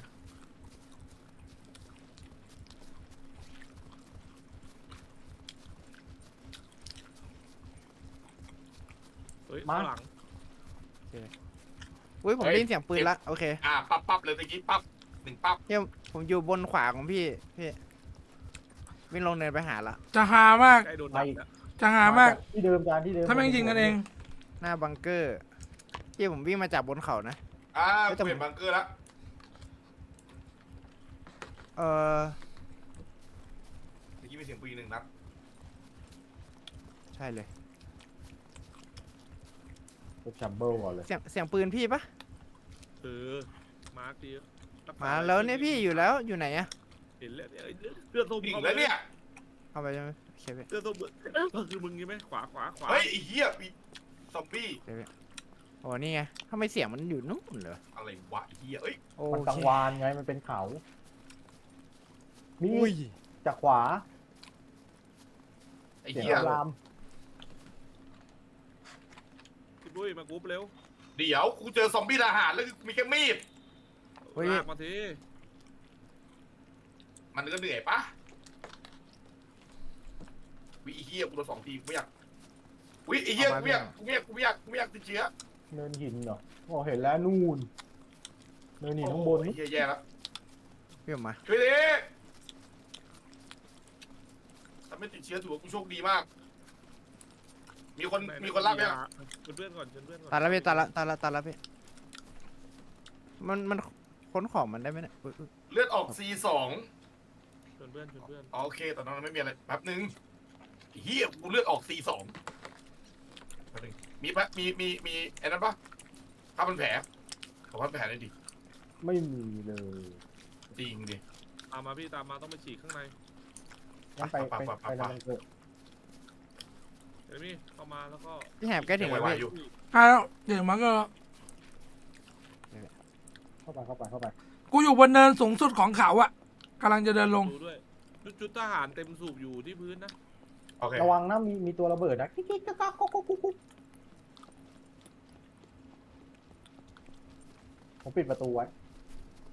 เสร็จแล้วฉีกที่เหลือฉีก ได้ ไอ้เหี้ยตลอดทางคือกูแดกเบียร์แดก โอ้ย ไวายหมดอะ มาละแม่งชั่ว ก๊อกที่พื้นกระบอกหนึ่ง ชีวิตก็แบบนี้แหละพี่ฮะ กึ่มเลยอะกำลังได้ที่เลยอะ ก็ตามภาษาเด็กเดวันเข้าใจ แล้ นะ วก็ต้องแบบ เป็น ชี เม วิต นู มันแบบนี้แหละ ครับพี่ฟุก เอาพี่ ครับน้องฝึกไว้เนาะ อู้ พวกพี่ฝึกมาแล้ว พี่ฟาร์มก่อนเลยเหรอพี่ฟุ๊กเฮ้ยปืนที่พื้นนะ พี่ทำไม ต้อง C2 มันรักษาไม่ได้วะ กระสุน9 มม อ๋อได้ละ ข้างในมีชุดเมาชุดก่อนไอ้ 45 ต้องรอพี่แหก เอาโอเคเดี๋ยวผมเอาชุด แล้ นะ ว ถึงแล้ว ทัน โอเค เจอรั้วแล้ว กี้มีลิงกูลงตังอยู่ไหนด้วย ปิดประตูแล้วใช่ปะ ปิดแล้วผมปิดไว้แล้ว กูเจอรั้วแล้วอะเข้าทางไหนวะ เข้ามาเลยพี่ วิ่งตรงจากรั้วมาแล้วพี่จะเห็นบังเกอร์อยู่ขวามือ ฮะเดี๋ยวก่อนนะแป๊บนึงนะ บอยมา คือผ่านรั้วใช่ไหมไม่ได้อยู่ที่นี้ถูกปะ พี่เห็นประตูบานใหญ่ของ เห็น ของ เห็น รั้วปะ เห็นละ แล้วพี่เข้าจากประตูตรงนั้น แล้ววิ่งตรงมา พี่จะเห็นเป็นทางเข้าไปในบังเกอร์ข้างใน โอเคแล้วตัวเฮียอะไรวัวร้องกูเก๊กข้างหน้า ระเบิดพี่ตัวระเบิด มายังผมจะเปิดประตูให้ เข้ามา เออ เอาไป โอเค อ๋อนี่ไงเจอละเจอรั้วละ ข้างหน้า ทำไงดีวะเห็นแล้ว มาแล้ว มาเข้ามา พี่มันสปอตเราพี่ ผู้อยู่ข้างในเข้าไปก่อนผมปิดประตู โอเคสวยๆพี่ เห็นพี่อยู่เนี่ยแหละ ข้างในพี่ข้างในทางซ้ายมาอีกพี่ทางซ้ายมาอีก ผมปิดประตูละ โอ้มาเพียบเลย เนี่ย อุ้ย ซ้ายบนพี่ อุ้ยขวาบนมาอีกพี่ถอยมาก่อนโอ้ฟัก อะไรในนี้ไอ้เจอร์มี่เขาช่วย ในวันเวพี่ในนี้วันเวแต่ผมไม่มีปืนนะ พี่ปุ้ยที่ปืนไอ้บุ้ย เจอพี่กูเฝ้าหน้าประตูเอง เอาปืนที่ปืนไป อะไร โอเคเดี๋ยวผมเอา ปืนกับ มา แม็ก เดี๋ยวกูเฝ้าหน้าประตูให้ระหว่างเนี้ย ครับ ใส่แม็กจอกไว้นะ ไม่มึงเข้ามาก่อนมาเข้าตี้ก่อน มันจะได้เห็นกันตลอด เร็วรีบใส่กระสุนเอา เข้ามาพี่ ยัง เอาแล้วพี่ เตรียมสู้ยืนดีๆนะ ไม่ได้นะ ผมเล่นรอ ยัง เข้าไปได้นะเราเยอะพี่มีแม็กแล้วใช่ไหมพี่กดชิป R เช็คก่อนถ้าผม พี่ไม่ได้เก็บ ผมมีแล้ว โอเคงั้นมา กระสุน9 มมที่พื้นกล่องนึงอ่ะ40นั เรา ด ก็ ผมทิ้งไว้เมื่อกี้ผมทิ้งไว้ไม่เป็นไร ว่า พี่ เป็น2แม็กกับกระสุนอะ มาแล้ว โอเคสวยพี่ อื้อหือ โอ้โห ยิง เหี้ยอะไรตัวจัด สวยงาม แป๊บนึงพี่ ผมไม่ได้ยินเลย ไม่ตายนะ มีตัวนึงหลัง ตาย หมดนะ เฮ้ กระสุนหมดโหลดชัมเบอร์ ไป ฮ้ยมีสองตัวเยอะมากเยอะมากเลย ไอ้แหบอยู่ไหน เยอะ เนี่ มาก ย เยอะมาก อยู่ข้างหน้า มาอีกมาอีกมาอีกลึกสุด รอได้มึงยิง ไอ้แหบมันไม่มีปืนเลยแหบมันไม่มีปืนมันมา เฮ้ยเย็บ ไม่ได้หรอก ซอมบี้ระเบิดมาหน้าประตูมึงช่วยยิงหน่อย เฮ้ยซอมบี้ระเบิดมาหน้าประตู ไม่มันเปิดประตูเองพี่ เอาชิบ ซอมบี้มันเปิดประตู พี่กระสุนผมหมดกระสุนผมหมดแล้ว มึงอ่ะเดิน มันวิ่งมาแล้ว เราต้องยิงจากระยะไกลมึงอ่ะต้องเดินเข้ามามีประตูนี่ยิง ดักเม็ด อุ้ยสวยพี่ มีป ส ระ วย ตูไอ้แหบ เดี๋ยวไปปิดให้เดี๋ยวปิดให้เดี๋ยวปิดให้เดี๋ยวปิดให้ ข้างในอาโกบานเลย ผมเหลือ3 นัด เหี้ยแล้ว เยอะไม่ไป พี่ เยอะ ก เล ระ ย สุน อะ ผมหมดแล้ว ผมปิดประตูแล้ว ไอ้เหี้ยมันไม่หมดกูให้ไป90 นัดในนั้นอีกมึงก็ใส่กระสุน เฮ้ย ดิ ได้กล่องได้กล่องไหมเหรอเฮ้ยไม่ใครทิ้งปืนเนี่ย เหลือ3 นัดในอำเภอ แก่แล้วพี่ ไม่เป็นไรอาจจะโลกว่าโลกกูเคยโลกปืนวางอยู่นี่ แอบเข้าไป ปืนสั้นอ้าวไม่อยู่ใครกูหยิบละ ช้านะปืนช้า สะดุ้งไม่ได้สะดุ้งไม่ได้เล่น น่าจะหลังประตูนี้จานประตู ปิด ฝั่ง ครับ อาจจะหลังประตูจานปะเนี่ยที่มีประตูเล็กเนี่ยที่เปิดอยู่ ปิดได้ปะ ผมไม่มีกระสุนนะ ดูเลย ปิดก่อนปิดก่อน คือเรามาเลทกัน ไม่เป็นไรหรอกมันก็แค่ต้นเรามาเลทกันตอนต้นเกมไงตอนที่เราไม่มีนี่ เป็นเงียบก่อนแล้วกันสยอง ของผมเป็น HSS 9ไม่มีแม็ก พี่เข้ามาพี่รีบมาก ำลังเข้าไปครับกำลังเข้าไปครับกำลังเข้าไปครับ กูว่าประตูให้เพราะว่าเดี๋ยวไม่รู้ไง ถ้าตรงนี้เคลียร์เดี๋ยวรีบหาอาวุธนะ เคลียร์ หาอาวุธเลยหาอาวุธก่อน เคลียร์ตาม อันนี้คือกูทำถูกวะเนี่ยกูว่าประตูให้อ่ะ ไม่ต้องเข้ามาเล่นเลยเพื่อนเคลียร์แล้วเดี๋ยวรอฟังเสียง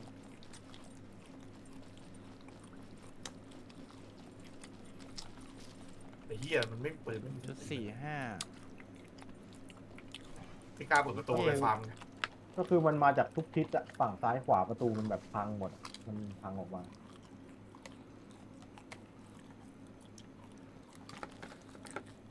ผมหากระสุนพี่ไม่เจอว่ะพี่ฟุกชิบหายละ ไม่เป็นไรหรอก ไป มันคือกระสุนอะไรบอกกูเนี่ยกูเห็นประตูกระสุนอยู่หน้าประตูอันหนึ่งอ่ะแม็กหนึ่ง มันเป็นกระสุนจุด45มีไหมพี่ อันนี้กูดูฮะ อันนั้น9 มมอ่ะ จุด45ที่กูมี ไปหยิบมาก่อนนะ9 มมอ่ะหยิบมาก่อน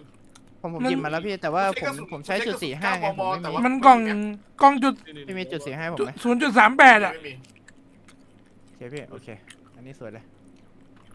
มึงช่วยขยับหน่อยได้ไหม มันไม่ได้ใช่ป่ะ 9 มม 9 มมมีนะพี่แต่ว่ากระสุนไม่รู้มีเปล่าไอแหบมีปืนพกข้างในอีกกระบอกเพื่อน ได้เพื่อน ชั้นบน เอามาก่อนก็ได้ถ้ามันเป็นแม็กเอาได้ครับ ชั้นบนในกล่องชั้น2ครับเพื่อนชั้นสองขวามือนะ 445ผมมีให้อีก10 นัดนะ จุด45มีตรงนี้23 นัดที่พื้นใต้ตีนนะอยู่ที่พื้นเลย แล้วรอสับอ้อกระสุนใส่ซองกระสุนยังไงพี่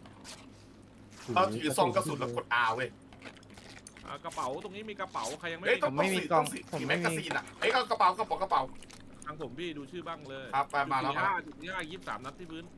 โอ้ยเหี้ยมันจะ45 แอดวาวกระเป๋าอยู่ซ้ายครับพี่ปุ้ยกล่องนี้พี่ โอเค อะไร ได้ละ ไอ้ปุ้ยมาเอาถือจุด45หน่อย ไอ้พี่ถือไปให้หน่อยพี่ถือไปให้เพราะไอ้ฟุกขาดไม่มีใครตอบพี่ถือเอง โอเคที่พื้นมีอีกนะโยนมา เดี๋ยวมันจะไม่งั้นเดี๋ยวจะเสียเปล่ากันไม่มี เนี่ย ใครตอบ ไอ้เหี้ยพวกบอกชั้น2อยู่ไหนวะเฮีย โอเค เมื่อกี้ตัว เพื่อนกล่องเล็กกล่องเล็กเห็นปะกล่องข้างประตูขวามือ มีกระสุนทุกอย่างยกเว้นกระสุนที่กูต้องใช้ใครใช้จุด45ผมมีนะ ผมมาครับผมมาเดี๋ยวพี่ การ9 มมใช่ไหมพี่มีแม็กยัง ไม่มีแม็กไม่มี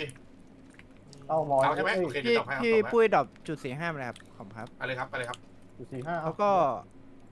ครับมา อยู่พื้น พวกกูไม่ได้โกหกนะไอ้เฮียมันไม่มี ก ไอ้สัต ระสุ ว์ น9 มมนะพี่แป๊บนึงนะ เอาขอบ จาน คุณมาก จานเอานี่ปะ ดรอปให้แล้วพี่ ลูกธนู วิเฮียสวยเลยขอแม็ก9 มมหน่อย นี่กระสุนอีก ระดับสูง ลูกธนูนี่จานที่พื้น12 ลูก เป็นแบบรุ่นของดีด้วย ใช้อันนี้ต้องใช้ ยิบเลย มีใครทิ้งปืนนะเมื่อกี้ กูครับ M1911เนี่ย ผมเองอันนี้ผมดรอปไว้แป๊บนึงพี่กำลังจะถือขึ้น วางไว้ไหนวะ แต่น่าจะมีคนเก็บไปแล้วนะฟุกเพราะว่ากูไม่เห็นกูดูแล้ว เพราะว่าน่าจะเก็บ อืม ไอ้กล่องไอ้นั่นกล่องกระสุนหมดเลยนะไอ้กล่องที่มันเป็นกล่องสีเทาๆอ่ะดูกระสุนดีๆเด้อ ปืนไทย โอเค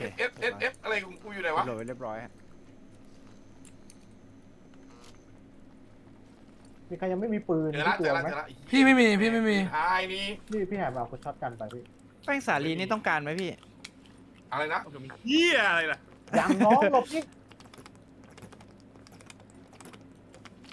โอเค กินน้ำกินข้าวกินปลาก่อนแล้วกัน กดไหลย้อนดีขึ้นเยอะ ที่ปืนพี่ลูก โอ ซ เค องกับกระสุน จะมีสติ๊กจามสักคนเดี๋ยวเข้าไปลื้อข้างใน ยังมีเสียงอู้อี้อยู่นะ วิไอ้เหี้ย ละเอียดดู โหลดกระสุนเข้าแชมเบอร์ เฮ้ยระวังตัวระเบิดนะเสียงมันชัดมากเลยอ่ะ อยู่ขวาอยู่ขวา ผมไม่มีแมกกาซีน SS19 อ่ะมีแค่นัดเดียวอ่ะเดี๋ยวบอกไว้ก่อนปะ ยังไม่ ได้ เจ ได้ อ เดี๋ยวเจอเดี๋ยวบอกเลย ไอ้นี่ปืนอะไรเนี่ย เดี๋ยวพี่หยิบหน่อยมันเป็นโซดา ไอ้นี่ปืนควยอะไรเนี่ยเห็นนะ ผมเองผมเอง โอเคโอเคเฮ้ยมันสิคือเกมนี้เวลามันทำนู่นทำนี่มันลำบากอ่ะเข้าใจ โอเคพี่มา ขวาไม่ พร้อม โคตรน่ากลัวเลยอาจารย์น่าจะ แมกกาซีน เา พร้อม น่าจะวนไปเจนะ 14 นัด โอ้ยอิชาจัง ผมยืนฟังให้อยู่ อ่ะกำลังออกไปช่วย ไอตัวระเบิดปะเนี่ยที่หัวล้อเนี่ยพี่ ใช่ใช่ เฮ้ยรอไอ้บ๊วยไปเลยน้องมึงอ่ะ อยู่หน้าสุด โอ้โห บ๊วย ให้ผมนำเลยเหรอ เออ เสียอยู่เนี่ยอยู่ในเทคหนึ่งเนี่ย เฮ้ยนั่นไงพี่ อ๋อซ้ายไม่ตัวธรรมดา ยิงหัว เฮ้ย ยิงเลยไหมพี่โอเคส กู วย ยิงแล้ว เข้าสู่โหมดอะไรวะ กูเล่นได้แค่ทีละนัดใส่กระสุนเช็ค มาแล้วพี่ เยอะมาก ค่อยๆเล่นค่อยๆ ระเบิด เล่น อุ๊ยระเบิด มา ยิง ไม่ หัว เป็น แล้ว แค่เราค่อยๆยิงอย่าหนีแค่นั้นเอ โอง เคพี่โอเคพี่ ถอยมันกำลัง สวยแล้วสวยแล้วถอย รีโหลดรีโหลด กูไม่แน่ใจว่าในห้องนี้มีป่ะกูต้องอยู่ตรงนี้เหรอ รอก่อนเพื่อนรอก่อน ระเบิดเมื่อไหร่เนี่ยพี่ มันติดไงเดี๋ยวมันติดแล้วมันก็ปึ้ม ทำศพมันได้ไหมล่ะ เนี่ยตรงประตูกูมันเคาะประตูอยู่อะฟุกกูต้องถอยปะ ถ้าทำได้ กำลัง ยิง จะ ระ ระ เบิด เบิด ที่ตัวมันก็ไม่ระเบิดว่ะต้องลองเดียว ใครผ่านมาเพื่อนพวกกูก็รอดักไปเลยพวกกูเล่นกันแบบบมบ้มไหนเพื่อน ย้าย เฮ้ยไปตัวหนึ่งซ้ายมา โอเคไปสวย ระวังพี่ระวัง โอ้โหตัดหน้า อุ้ย ขอ พี่ โทษกูนึกว่ามันตายแล้วเอ้ยเฮ้ย โอเคได้อยู่ ดีผมไม่ลั่นออกไป เลิกเคอแล้วตรงนี้เลิกเคอแล้วตรงนี้เลิกเคอแล้ว เราเล่นกันเยอะเกินว่ะว่านะ ไม่ได้แหละ ทางมันแคบไงคืออย่ายิงอ่ะ งัดหรอ คืออย่ายิงยกเว้นว่ามันจะชัวร์ นี่นะ โอเคพี่ ด้วย ทางที่เรามา เฮ้ยพี่ถอยมาพี่ถอยมา ไป ทางนี้เงียบเฮ้ยมี ไม่ เสี เล่ ยง น อ หลั ยู่ ง ซ้าย เล่นหลังกับแหบนะ หลังตายแล้ว มีเสียงอยู่ซ้ายทางนั้นเล่นหลังกันก็ได้ ดูหลังให้พี่ เนิ ดู น หลังให้ แยกกันดีกว่า โอเคเดี๋ยวขอรีโหลดแป๊บนึงครับ ผมเช็คซ้าย ห้องพยาบาลทะลุมาทะลุมา ไว้ไปหนึ่งนะปืนกูตก ตายละมีตัว ได้พี่ เจอแมกกาซีนแล้วไอ้เหี้ย ตายอีก กูปิดประตู เช็คชัม เจ เบ อ อ แมก ร์ กาซีนแล้ว ปิดตัวแล้ว กู มา ไม่รู้ว่าประตูเนี้ยกูไม่รู้ว่าประตูนี้ไม่มีซอมบี้ป่ะกูอยากเช็คอะ นัด เดี๋ สุ ยว ดท้าย เดี๋ยวผมเช็คช่วยเช็คมาพี่ เคลียร์ โอเค อุ้ยอี๋ พี่ปุ้ยไอเจเรมี่สติ๊กมาก่อนเราต้องหาห้องกระสุนก่อน ห้องอยู่นี่ห้องไม่รู้ว่าเนี่ยห้องกระสุนบ้านเนี่ยเอาแต่ห้องเนี้ยห้องอมอรี่เนี่ย โอเค พอมันเขียนว่าอาร์มารีก็น่าจะใช่แล้ว กระสุนผมเหลือ2 นัดหมดละ ผมมีแม็กหนึ่งผมมีเป็นแม็กผมเล่นได้ปะ เยอะ ให้ช่วยไหมพี่ฝั่งนู้น โอเคงั้นพี่สู้ไปก่อน ไปหากระสุนก่อน ไอ้ฟุกมา โอเค ไปทางนู้นพี่ เดินตายฟุกไปใช่ไหม ใช่ครับ ใช่พี่อ๋อใช่อาร์มอรี่มันล็อกอ่ะไม่มี กูมีก่อนกูติดมาไปนึงเดี๋ยวมึงเอาไปขาย กูมีสกิล ใครมืออาชีพมาเอาเลยเพราะว่า ไขควง มามีไขควงมี ไข่พวกผมมี3 อันพี่ ไขควงมีเหมือนกันครับ ตรงนี้5 อันรวม แล้วก็อุปกรณ์สะเดาะ แต่ก็ไม่ชัวร์นะคะไอ้เหี้ย ไม่เป็นไรพี่เท่าที่ได้พี่ อุ้ยมีตัวล็อกตรงคำเลยขายไปเลย อันนี้ของผมพี่ เอามาแหบ กูเอาเองกูมา ของดี แจม อันนี้ต้องเอาไปปิ้งโอ้ my god ใครยังไม่มี กระสุนจุด45เนี่ย20นัดเนี่ยเมาส์เนี่ย ฮียเอ้ย AKM โว้ มี ว แม็กอยู่พอดีเลยด้านซ้ายอ่ะพี่เอาไปใช้เลย อ่าฮะ โอเค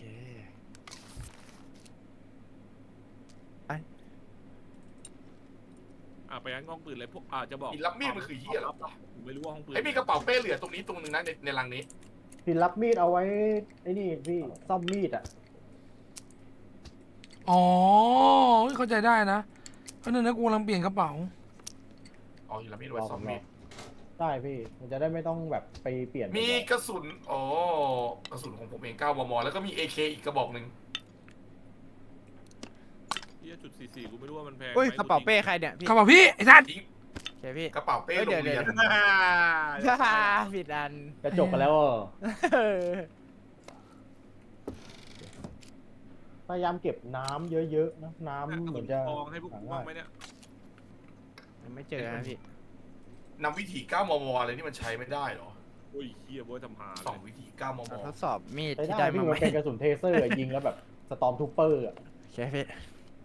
เฮ้ยไม่มีลูกซองเหรอพี่ไม่มีกระสุนลูกซองเหลือใช่ไหม AKS 74 U กับ AKM มาใช้แม็กเดียวกันไม่ได้วะได้ปืนแต่ไม่ได้นั่น โอเคงั้นดันนะผมดันต่อแล้วกัน โอเคปะผมตาม ไป ไปต่อพี่ ลูกระเบิด EMP ผมเหลือแค่กระสุน มีอยู่20 นัด 4-5 9 มม มีอยู่ 6 นัด เอาป่ะ ให้พี่ปุ้ยเลยครับ9 มม 9 มม เอาครับ หน้าห้องพี่ ตรง ข้างหน้า ตรงขวานี่ฟาร์มใช่ไหมพี่ ตรงนี้นะพี่ ข้างหน้า AK ก็บอกเป็นคนหยิบอะไรใช่ปะ ไม่ได้หยิบพี่ผมไม่มี ไม่ได้หยิบโอเค โซดาคาราเมล เดี๋ยวผมหยิบใครไม่มีน้ำอย่าลืมหยิบนะ ผมทิ้งธนูเลยแล้วกัน อ๋อก็ไอ้แบบนี้ไง AK74 U อีกกระบอกนึงอ๋อโอเคมันใช้กระสุนแล้ววะ5.45 คูณ ระทึกดีว่ะ อันนี้ห้องพยาบาล ใช้ช่องเยอะเกินไปอ่ะ อยากได้กระสุนลูกซองอะบ ผ อก มตามพี่เจเรมี่มาก่อน เห็นแล้ว พี่ปุ้ยตรงนี้พี่ เห็นแล้วมึงมีปืนไม่ได้แหบ มีลูกซองพี่กระสุนอยู่4 นัด อ๋อเอา9 มมก็กูใช้อยู่โทษที ไม่เป็นไรพี่ใช้ไปเลย อ่ะ ผมดูก่อนว่ามี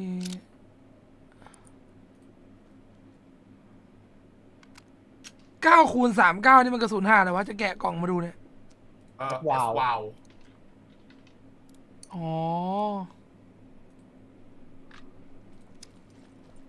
มีกระสุน AK อยู่10 นัด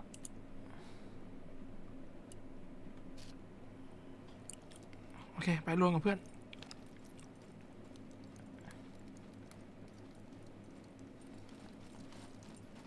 รู้สึกว่าเราโคตรหน้าโดนดักเลยสู้ เราแบบอลังฉ่างอะออกไปแล้วก็โดนแบบนั้นอะปั๊บปั๊บปั๊บปั๊บ ๆป้าชแต่กูว่ากู เพิ่งช่องอะ เก็บ ซอมบี้ ไม่จำเป็น มีตู้4 ใบด้วยเหรอแป๊บนึงนะเรากลับอีกเหรอ เสียงซอมบี้ เฮียน้ เสียงซอมบี้ตามหลังมาเปล่าพี่ มาจากทางที่เรามา หลายตัวเลยด้วย เดี๋ยวเอ้ยมาแล้วพี่มาช่วยหน่อย กระสุนแม่งยิงได้ทีละนัดอะปืนผมอะ เชี่ย รีโหลดแป๊บหนึ่งโอ้ก็ มีอีกทั้งอยู่ ฮะ เฮ้ยเหมือนมาอีกนะพี่เหมือนมาอีกพี่ปุ้ยระวังครับ หาลูกซองก่อนเพื่อน ำมีอีก กูมีลูกซองสั้นน่ะ ห้องน้ำไอ้สัตว์ ก็เช็คหน่อยก็ดีไหม อุ้ยลั่นๆเลย มาเยอะแน่มาเยอะแน่ อุ้ยอ่ะ โอ้โหเสียง ไม่มาเยอะเกินหรอกกูถอดก่อน เฮ้ย มาเยอะมากเลยมันสปาวมาว่ะเราอยู่นานมากแล้วก็24 กระสุนนะเนี่ย กูมา เสร็จแล้วอันนี้ห้องลึกแล้วว่ะเพื่อนแม่งกล้องกระสุนมีอยู่แค่นั้นเองเหรอวะ เชี่ยแม่งตะโกนแล้วอะนั่นรีบรื้อไป ผมดูทางยาวนี่ได้นะพี่ มีตู้อีกเหรอ มา เข็มกัดใช้ปะแบตเตอรี่อาจจะใช้เก็บไป แม่งเหลือ5 นัดสุดท้ายแล้วอ่ะ ล็อกเหล็ก เกือบตาย ไอ้พวกมึงไปดูนี่กระสุนนี่ใช้อะไรได้บ้างมึงเอาไปดูนี่ประโยชน์มึงอะไม่รู้ว่ามึงทำอะไรได้บ้างเดี๋ยวมึงดู อ๋อ เยอะมาก เอ้ยผมต้องรีโหลดพี่ ไม่ได้เลยเพื่อน พี่ยิงเม็ดหนึ่งแล้วพี่ต้องถอยอะ เฮ้ยกูค้างว่ะ ไอ้เหี้ย ตายแล้วเหลือตัวบวยแล้ว ชิบหายแล้ว ตัวผม ค้าง มีตัวบวย มีโอ้โหเยอะมาก สองตัวเลย แอบมีแอนวาวตัวนี้ก็บอก หายแล้ว ได้พี่ เยอะเกิน ค้างนี่ทำไงวะแชท เดี๋ยวไปช่วย ไล่ ค้าง สอ นี่ ง ทำ ตั ไง วด้ วะ วย แชท เอาเข้าใหม่เหมือนกันนะมั้งฟุก เจอพี่แฮกผมกระสุนหมด ตายไอ้ ผมต้องมีแทง ตาย เหี้ยค้าง มันต้องมีแทงมัน เดี๋ยวหลบ เพื่อนต่อยเหรอแอบต่อยกูหมัดหนึ่งได้ไหมเพื่อน โอ้พี่โอ้พี่โดนผม เอาเปล่า โดนผม เอ้ย ต่อยเหรอต่อยขาเหรอ เดี๋ยว เฮ้ยพี่มีข้างในมีตัวนึงพี่ระวัง เรามากูเอง พี่เล่นผมหน่อย มีดิ พี่ฮอลเวย์มีตัวนึงช่วยหน่อยแงบ หมดแล้วกระสุนกูหมดแล้ว ตาย สวยพี่มีอีก มีตัวนึงกูเห็นแล้ว เยอะมาก ไหนอะ มันมาจากไหนมันสปา ตาย นี่ผมต่อยไปแล้ว เฮ้ยเหี้ยไม่ตายอีสัตว์ลูกกูหมดแล้ว อย่าฆ่ากูนะเฮ้ยหมดแล้ว พี่มันต้องถอยวะ เออโอเคแค่นั้นแหละ ข้างล่างกำลังวุ่น เฮ้ย วา เอา ย พี่ ผมก็ไม่มีอาวุธแล้ว หมดแล้วเหมือนกัน มีอีกตัวหนึงว่ะ มียาพันแผลไหมพี่มีผ้าพันแผลไหมตอบให้หน่อยพี่ สุดไม่เหลือมีเวิร์กขึ้นมาเป็นคิลเลอร์กลับม หน้าหลังพี่หน้าหลัง นี่ลุนที่เหลือแล้ววะนี่ลงช่วงล่างก่อน เดี๋ยวพี่ เป็นเป้าเอาโยน โอ้ยแอบตีกูเต็มเลยขวาก็ มันตีพี่โอ้ยเหี้ย กดแล้วพี่เนี่ยกดแล้ว มันโดนกูด้วยเอ็นมี่ โดนเหรอล้าง ไม่ได้พี่ คือมัน รักษาไปแล้ว อ้าว มันไม่เป็นหรือไรบวย เฮ้ยมันมี อาการบาดเจ็บเลือดออก มัน เฉย ไม่ มัน ตาย จะหายแล้วพี่งั้นนะงั้นน่าจะ กูดีมึงคลิกสั่งมานั้นกูดูจอมอยู่ ไอ้เหี้ยมันวิ่งเร็วมาก อีกข้างบนอีก เหยียดเป็ด ไม่ได้อันนี้คือรักษาไม่ได้ อ่า คือซี อ่า ขึ้นว่าซี2ขึ้นไปอ่ะอย่างนั้นอะรักษาได้โอเค โอเคพี่โอเคไม่เป็นไร ดูแผลดิพี่ แป๊บนึงนะผมขอ ไม่น่ามีแล้วมึง มึงจะตายมากๆเลยอ่ะกูดูจอมึงอ่ะมึงไหวปะเนี่ย ไม่ตาย ผมโดนพี่ปุ้ยลั่นเลยพี่ พี่ขอโทษผม ผม เอง โดนใส่ขาเล เรา ย บอก อะ นะพี่ เฮ้ยสภาพจอยไอ้กูไม่น่ารอดแล้วอ่ะจากที่กูดูอ่ะ แอบแปลแอดวาวเปล่า ได้อยู่พี่ ได้พี่แต่มันพันแผล แอ มัน แมกกาซีน ได้พี่ แต่คือต้องวิ่งกลับไปเอาอ่ะ ได้เดี๋ยวว่ากันพี่แป๊บนึงค่อยๆเคลียร์พันยากันพันแผลกัน ชีวิตผมเพิ่มขึ้นอยู่ใจเย็น แล้วคื คือ อมีกระสุนลูกซองไหม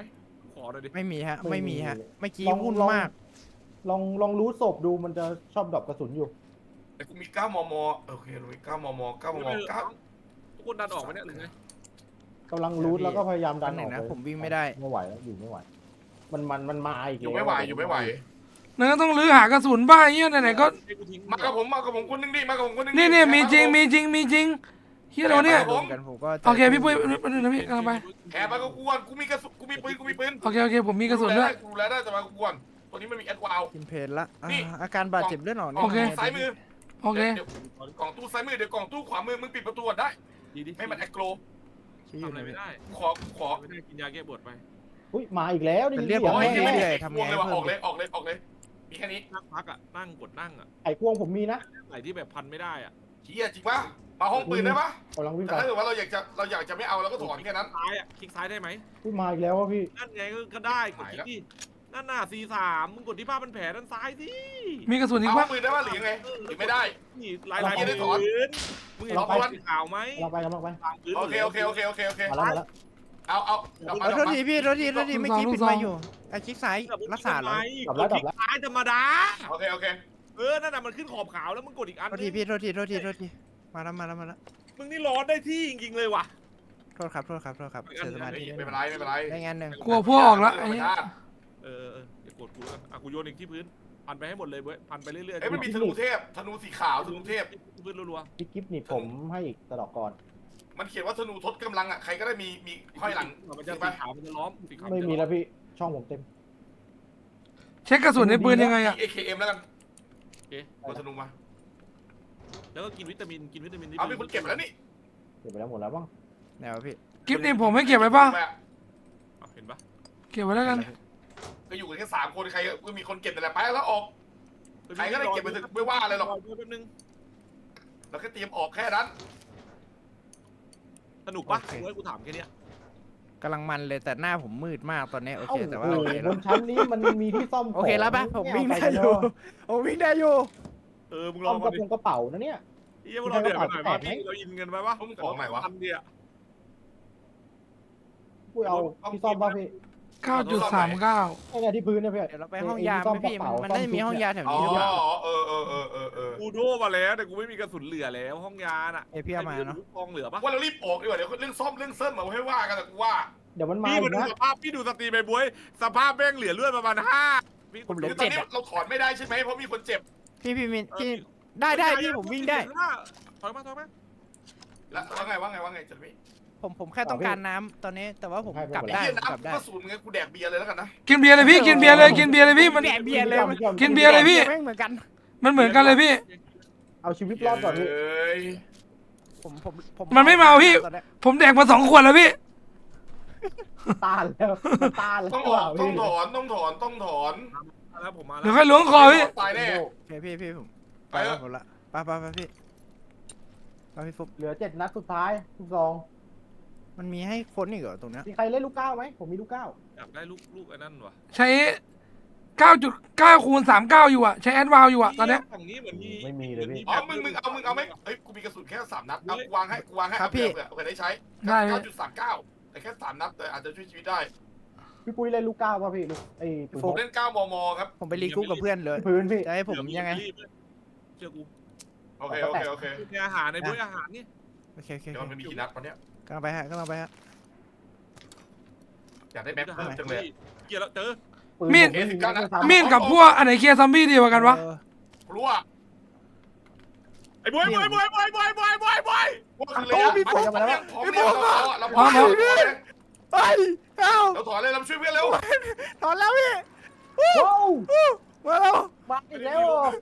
ออกอยู่ไหน ผมว่าไปเถอะผมว่าออก มันข้างล่างไม่ใช่เหรอข้างล่างไม่ใช่เหรอ ออกข้างล่างเหรอพี่โอ้ชิดไป ไปฝั่งนี้ออกซ้ายเฮ้ยเหี้ยผิดทางไอ้สัตว์ เอ้ย เย้ย โอ้ยบันไลแล้ว พี่ เอ้าหลังเข้า ตาย มา เฮ้ยฝั่งนี้ก็เยอะฝั่งนี้ก็เยอะ ชิบหายเอ้ย ไอ้เหี้ยปืนขัดลำกล้อง คุ้มกันที หมดแล้วมันจะหมดแล้วกระสุนกูมันจะหมดแล้ว แอดวาลยินดีที่แล้วเหรอวะ เหลือปะ เป็นล้าน ไอ้เอ้ยกระสุนไม่มี แอดวาลกูยินดีที่แล้วนะ มีแค่กูมีแต่ว่าต้องค่อยยิงแล้วก็ค่อยเดินเดี๋ยวไม่ก็ปาอีกมันจะมาพี่ดิกูมีอยู่10 กว่านัด ตามพี่ปุ้ยแล้วก็ เดี๋ยวผมมี พี่เดินช้าก็ไปเหมือนเดิม เดินช้า แต่ว่ากูน่าจะไม่ได้ทางออกกูไม่ได้ผ่านทางนี้มา ใช่ไม่ ไม่คุ้นเลยอ่ะตรงนี้ ไม่คุ้นเลยกลับก่อน ไม่ใช่ทางออก 100% เราหากระสุนก่อนปะ โอ้ my god ไม่ได้คือเราต้องออกถ้าไม่ออกก็ตายแน่ มันมาเรื่อยๆเลยอะหิวน้ำอย่างเงี้ย กูขอสับกระสุนกันแป๊บ นำออกเลย เฮ้ย กูขอสับกระ จำ สุ ไม่ น ได้ กันแป๊บ ผมจำทางออกไม่ได้ ทางนี้ป่ะเลี้ยวซ้ายไปเปล่าพี่ ใช่ไม่ใช่มันลึกยิ่งเข้ายิ่งลึกอันเนี้ย ต้องย้อนกลับไปทางเดิมอย่างนั้นอ่ะ ไอ้เหี้ยแล้วใครวิ่งมาตั้งแต่ทีแรกวะ ไม่รู้ว่ามีคนวิ่งนำผมก็ไปเลย พวกเราก็วิ่งนัว ไปงั้นนำออกไปที ทางนี้ทางเดิมต้องกลับทางเดิม ทางอันนี้คือทางเดิมนี่ทางเดิม ไอ้มีกระสุนลูกซองว่าเพื่อนกูขอ2 นัดเถอะขอร้องให้กู มันคือกระสุนอะไรวะไอ้ฟุกมันคือลูกซองอะไรอ่ะ 2 เกรดอะไรก็ได้พี่ เวลเกตอะไรเงี้ย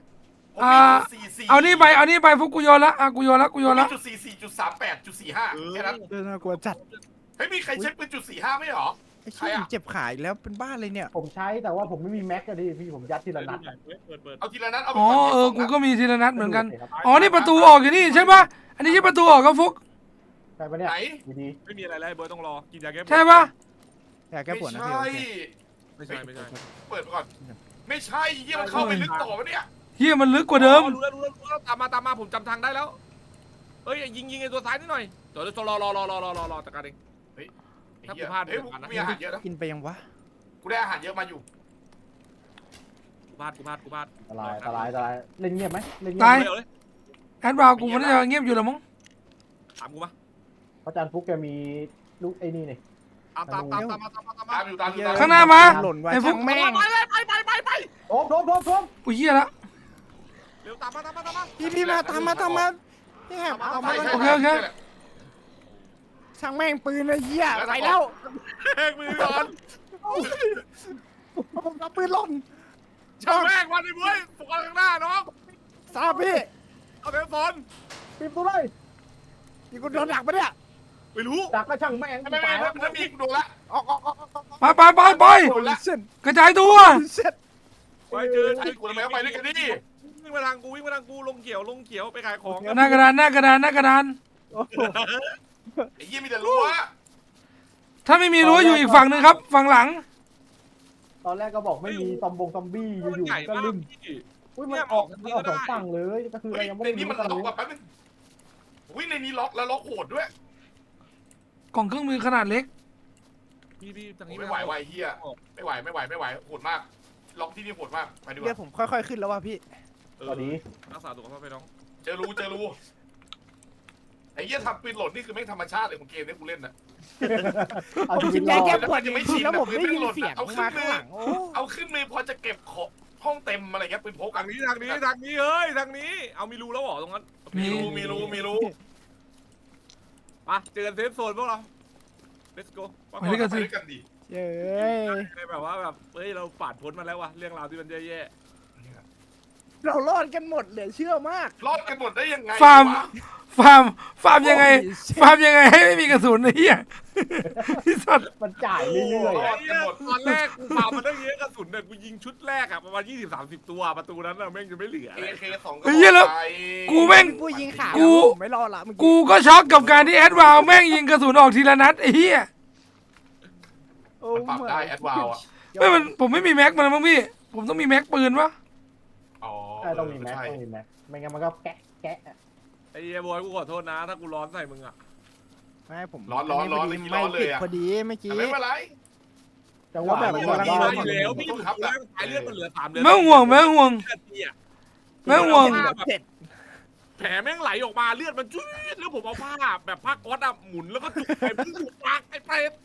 เอาผ้าก๊อซจุกเข้าไปในแผลมันอะ เดี๋ยวคืนนี้มันนอนกูปาดคอให้ ไอ้หิวผมมีน้ำมีอาหารนะเผื่อบอกไว้ก่อนอันนี้ผมทิ้งกันนะผมทิ้ง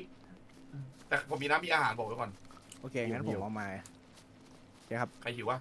ใครหิววะ ระวังรองเท้าพังกันด้วยนะ อ๋อโอเค รองเท้า แล้วก็ไปเจอเซฟโซนแล้วข้างในก็น่าจะปลอดภัยมีอาหารมีน้ โอเครองเท้าผมยังเหลืออยู่ฮะ คือกูดื่มแต่เบียร์ไม่ต้อง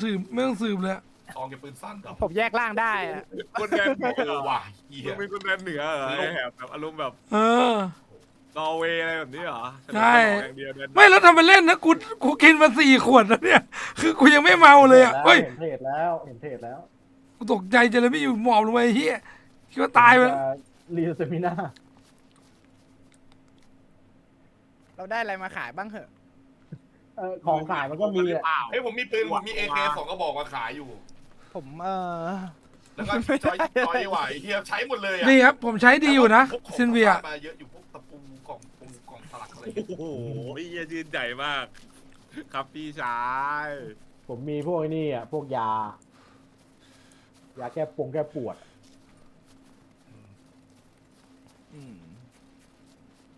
ผมมีกล่องเครื่องมืออะ ตกน้ำตายอีกไว้เนี่ยตรงนี้ ที่ น่ ฟาร์ม กลัว มาตั้งแต่นอกเมืองเห็นปะ โคตรชุลมุนเลย เรา นะ เอ้ยระวังดักด้วยนะเว้ยเราสบายใจไม่ได้นะ มันไม่น่าจะโอ้ยอีกนิด ผ นึ ม ง วิ่งให้ก่อนได้เพราะผมผิวสุดตอนนี้ มึงก็ใจร้ายเกินไอ้เฮียถ้ามาดักยิงตรงเนี้ยก่อนเข้าเซฟโซนไหนเฮียเฮียหน้าหีจัดแต่กูบอกเลยเฮีย โอ้ยขนาดอยู่ในที่หนาวอ่ะแต่ตัวละครผมมันบ่นร้อนนะบอกร้อนเว้ย แดกเหล้าเยอะเปล่า ตัวร้อนอากาศมันร้อน เฮ้ยใครมาสร้างแพลตฟอร์มตรงนี้วะ โอ้ยชีวิตกลับมามีสีสันอีกรอบ มีคนสร้างแพลตฟอร์มวะ สวยงามมาก ทุกคนโคตรเวลเพลย์เลยอ่ะ เยอะมากเลยเนาะแล้วนี่ถ้า เยอะ เรา ครบหมด มันไม่ได้แค่เยอะมันสปาวด้วย ถ้าเราไปลงไอ้นั่นน่ะถ้าเราไปลงเขาเรียกว่าไอ้ บังเกอร์ปีศาจอะ บังเกอร์ปีศาจโอ้โหแม่งจับไอ้บวยแทงลากไปอย่างเงี้ยตัววิ่งมาระเบิดโบ้บ้าเราน่าจะแบบเจ๊งว่ะพี่ผมว่าแต่ เราก็ต้องถ้ามีปืนไรเฟิลดีๆ เราไม่ตายหรอกพี่ในช่วงเริ่มต้นเราผ่านมาด้วยดี นี่ว่าไงอะ แจ๋วอยู่ เฮียแต่เมื่อกี้แม่งก็น่าโลกจริงเฮียเพราะกระสุนมันเริ่มน้อยแบบน้อยเลยอะ ผิดเกิน เอาของไปขายตัวผมร้อนจัดตอนนี้ สลักเกียวเนี่ยหาได้จากหน้าเทรดนี่แหละไปเลย เอาละเจ็บอีกอะแอบ วิ่ง ปวด ไป กัน เลยนะเพราะว่าเรา ต้องพร้อมถ้าต้องพร้อมอะ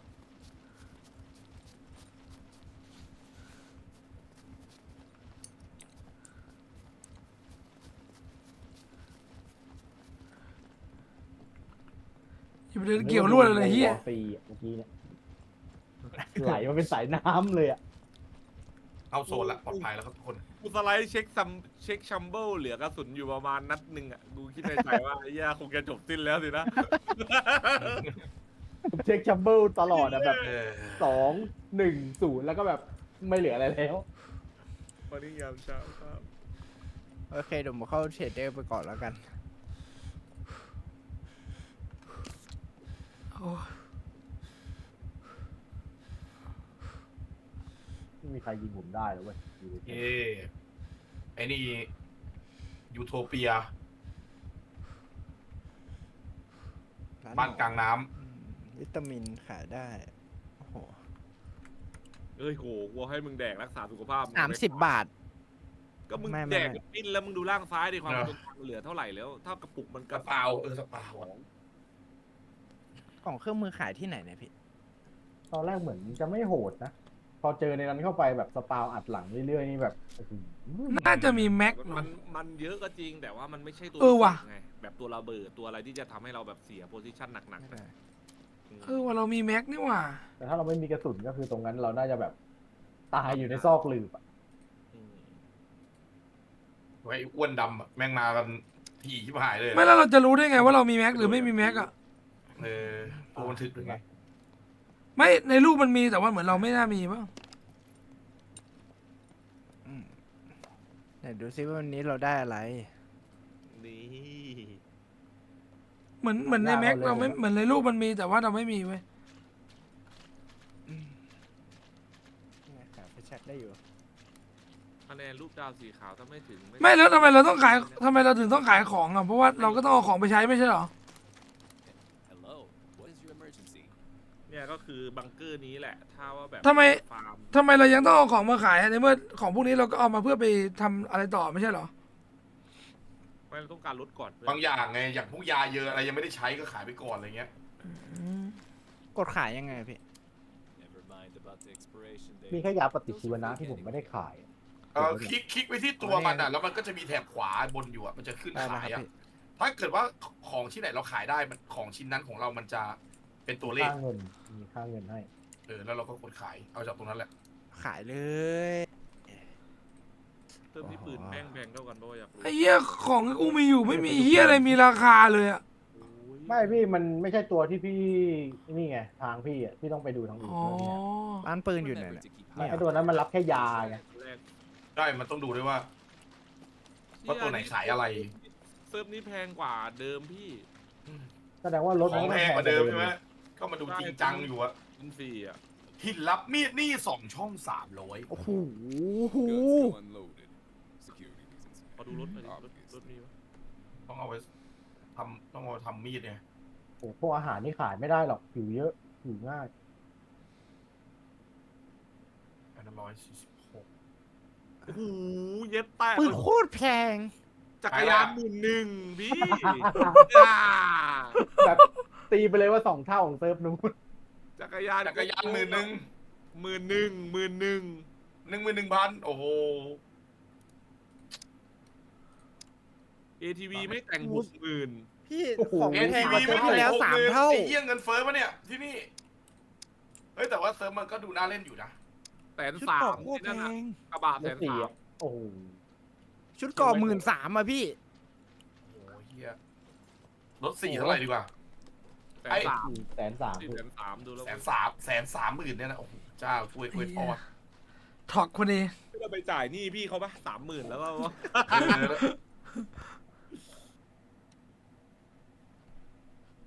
โอ้โห เหี้ยคาตานะ14,000 กล่องกระสุนปืนไอ้กระสุน.50น่ะขายได้ 3,000อ่ะต่อกล่อง อุ้ยจริงเหรอ ใช่ผมเอามา สวยเลย .50 แจ่ม เจอพี่ Getting คนพก registered. กระบอก2-3 พัน อุ้ย ทิ้ง ใน ไป วิ แล้ว ชั่นอันละ 2,400อ่ะ อุ้ยเซิร์ฟนี้แสดงว่ามันมืดจริงอะแสดงว่าเซิร์ฟนี้มืด ไอ้เหี้ยกูเอายามาตั้งเยอะอันละ130เองเหรอวะไอ้หมอเฮ้ยยากนะ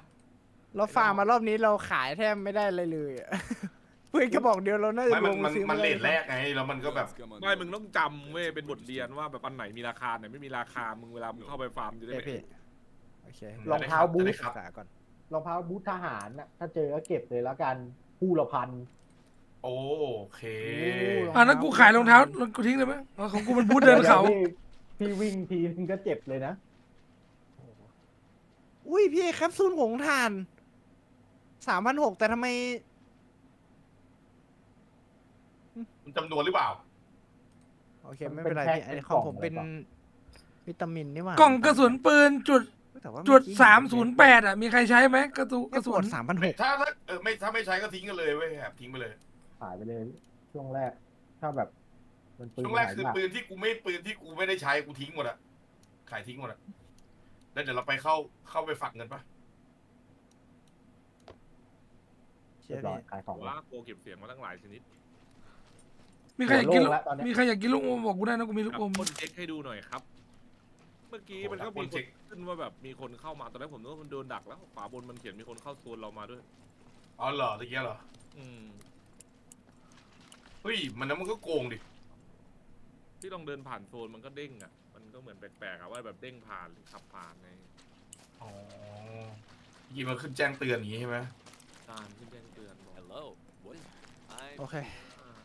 เก็บ ขอดู เสีย แบงค์หน่อยดิ 100เก็บเสียงช่องหนึ่งอันละช่องละ500อ่ะ ดีนะ แต่อย่างบัตรมันก็ Welcome to the most secure ต่ออายุ place บัตร on the island.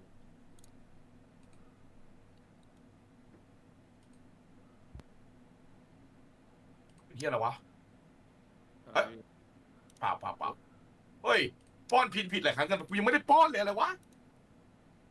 อ๋อฝากตังค์ก่อนนะ จุด50มั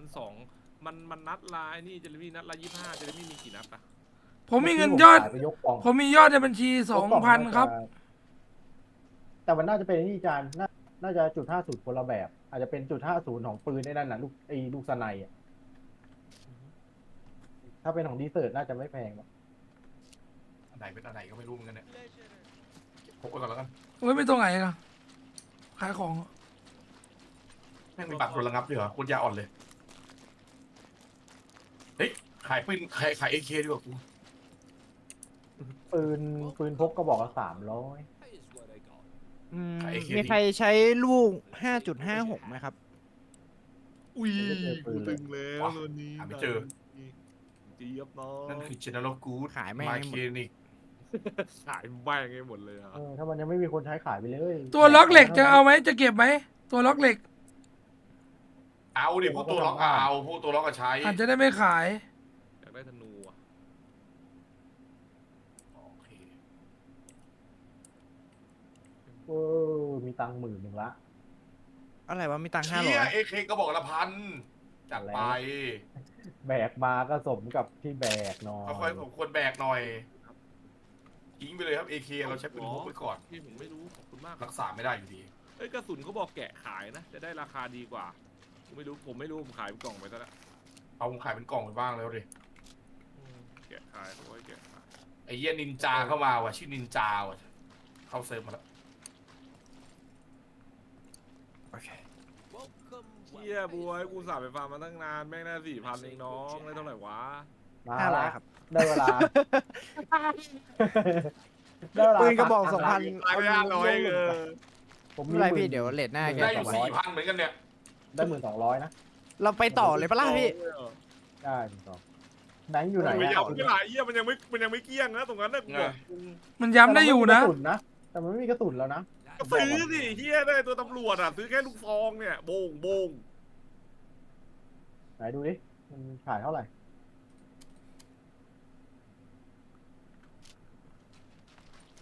ซื้อ สลัก ป็นำ เกียวขายที่ใครวะ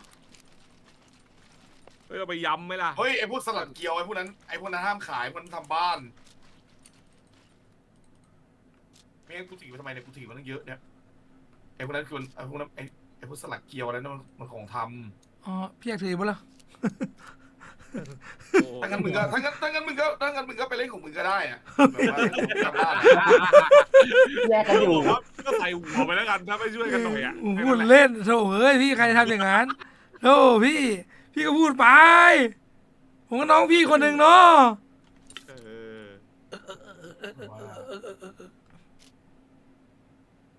วิเราต้องหาแบบว่าเขาเล่าเราวะที่ว่าจะเอาตรงไหนก่อนเผื่อแบบว่าจะได้ดังก๊อกแก๊กไปก่อนอะไรอย่างงี้ไง โอเคได้ครับ เพราะว่ามันก็ไม่ยากนะไอการทำกล่องทำอะไรไม่ยากเลยเว้ยมันจะยากก็ทำธงเลยแหละแล้วเราจะได้บอกด้วยว่าขาดอะไรอย่างเงี้ย กล่อง300นะ บอกว่า ใช่เราจะได้สร้างกล่องสร้างอะไรของเรากันแล้วอ่ะ ผมเก็บเชือกมาอยู่นะ เราจะได้มีแบบที่เราแบบมีที่ให้กลับ แล้วกูทำลายบัตรเดย์ ใช่มีที่ให้กลับถูกต้องทางไหนดีอ่ะ ผมซื้อกระสุนลูกซองก่อนเลย2 บัตร ATM ไม่ทำลายได้เลยเหรอ ซื้อไงอะเท่าไหร่อะ ทำลายได้เลยพี่ว่าพี่ทำลายเลยดีกว่า เจเรมี่ซื้อยังอะกระสุนลูกซองอะ เนี่ยซื้อที่ เท่าไหร่อะ ที่ Guns come unloaded. แพ็คเล็กไอ้300พี่ อ่ะ Kid. เฮ้ยซองใส่ เดี๋ยวเพื่อนมีทูบ็อกใช่ไหมอะผมอยากได้ทูบ็อกมาทำบ้านนะบอกไว้ก่อนมีคนมีทูบ็อกใช่ปะ ไม่ได้เก็บมาพี่หนักเกิน ผมไม่มีใครมีทูบ็อกเลยเหรอ ได้300เองผมไม่ได้เก็บเหมือนกันพี่ โอ้ ไม่เจอดีกว่าเดี๋ยวเรียกว่าไม่ได้ ไม่เป็นไรแต่ว่าแบบ เรียบร้อยแล้ว มันหนักไงมันกินหลาย กล่อง ช่อง กระสุนลูกซองไม่อยู่ไหนวะ นั่นนะ อยู่ในกล่องกระสุนพี่ที่มันบอกว่าเครื่องกระสุนแล้วพี่ อ่า คลิกไป อ่า ที่แพ็คกระสุน อยู่ล่างสุด กล่องแดงกับกล่องสีเขียว อ๋อไอ้ลูกปลายเนี่ยนะไอ้ลูกปลายเนี่ยนะ ใช่ผมใช้300พอพี่มันไอ้กล่องนึงมัน700อะมันแพงแรงเกิน กล่องลูกปลายนะโอเค ใช่ลูก ไม่ ไป มี เล็ก มีแรมเลยวะ ไหนวะอยู่ไหนวะ กู เฮ้ยเราควรทำบัตรทองไหมหรือบัตรธรรมดาก่อนดี ไม่ต้องหรอกรีบเกิน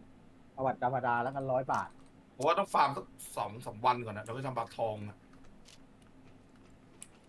เอ้าแล้วทำไมมันเป็นพินเลขเดียวเนี่ยจะรู้อ่ะ เพราะมันเป็นบัตรโง่ๆไง เออใครก็กด2-3 ก็ ที คือ มันก็ต่อ วิธีในการทำให้บัญชีได้ปลอดภัยก็คือ หักทิ้ง มึงก็หักทิ้งแค่นั้น อ่ะเรียบร้อยมีบัตรแล้ว จริงวะเนี่ยนี่คือเราต้องหักบัตรทิ้งจริงๆเหรอเนี่ยโยนทิ้งไปนะ ใช่ผมหักแล้วบัตรทิ้งอ่ะหักทิ้งไปเลย แล้วก็คือเหมือนกับ น้องไม่แน่ใจว่ะน้อง แล้วตอนใช้อ่ะพี่ทำไงอ่ะ ไม่มันทำใหม่มันแค่100 เดียวไง นี่ขึ้นกรุงเทพอะนานไหมนะ อ๋อ ให้ใช้ดำ อันนั้นทำลายเลยนะ มีเขียวยิงตายยากครับเอาเวรแล้วกูซื้อเขียวมาบอกใช้ดำกับแดงไอสัตว์หวานเจี๊ยบ อ้าวไอ้เหี้ยแล้วกูใช้ได้ปะเนี่ย นี่อย่างไอ้พวกเศษเหล็กอะไรเนี่ยมันใช้เยอะทำบ้านนะ เอ้ยแล้วไอ้กระสุนลูกซองเราซื้อมาใช้ได้ปะเนี่ยไอ้เจเรมี่ ใช้ได้พี่แค่เขาบอกว่ามันอาจจะยิงตายยากนิดนึงอะไรแบบนั้น ดำกับแดงอะ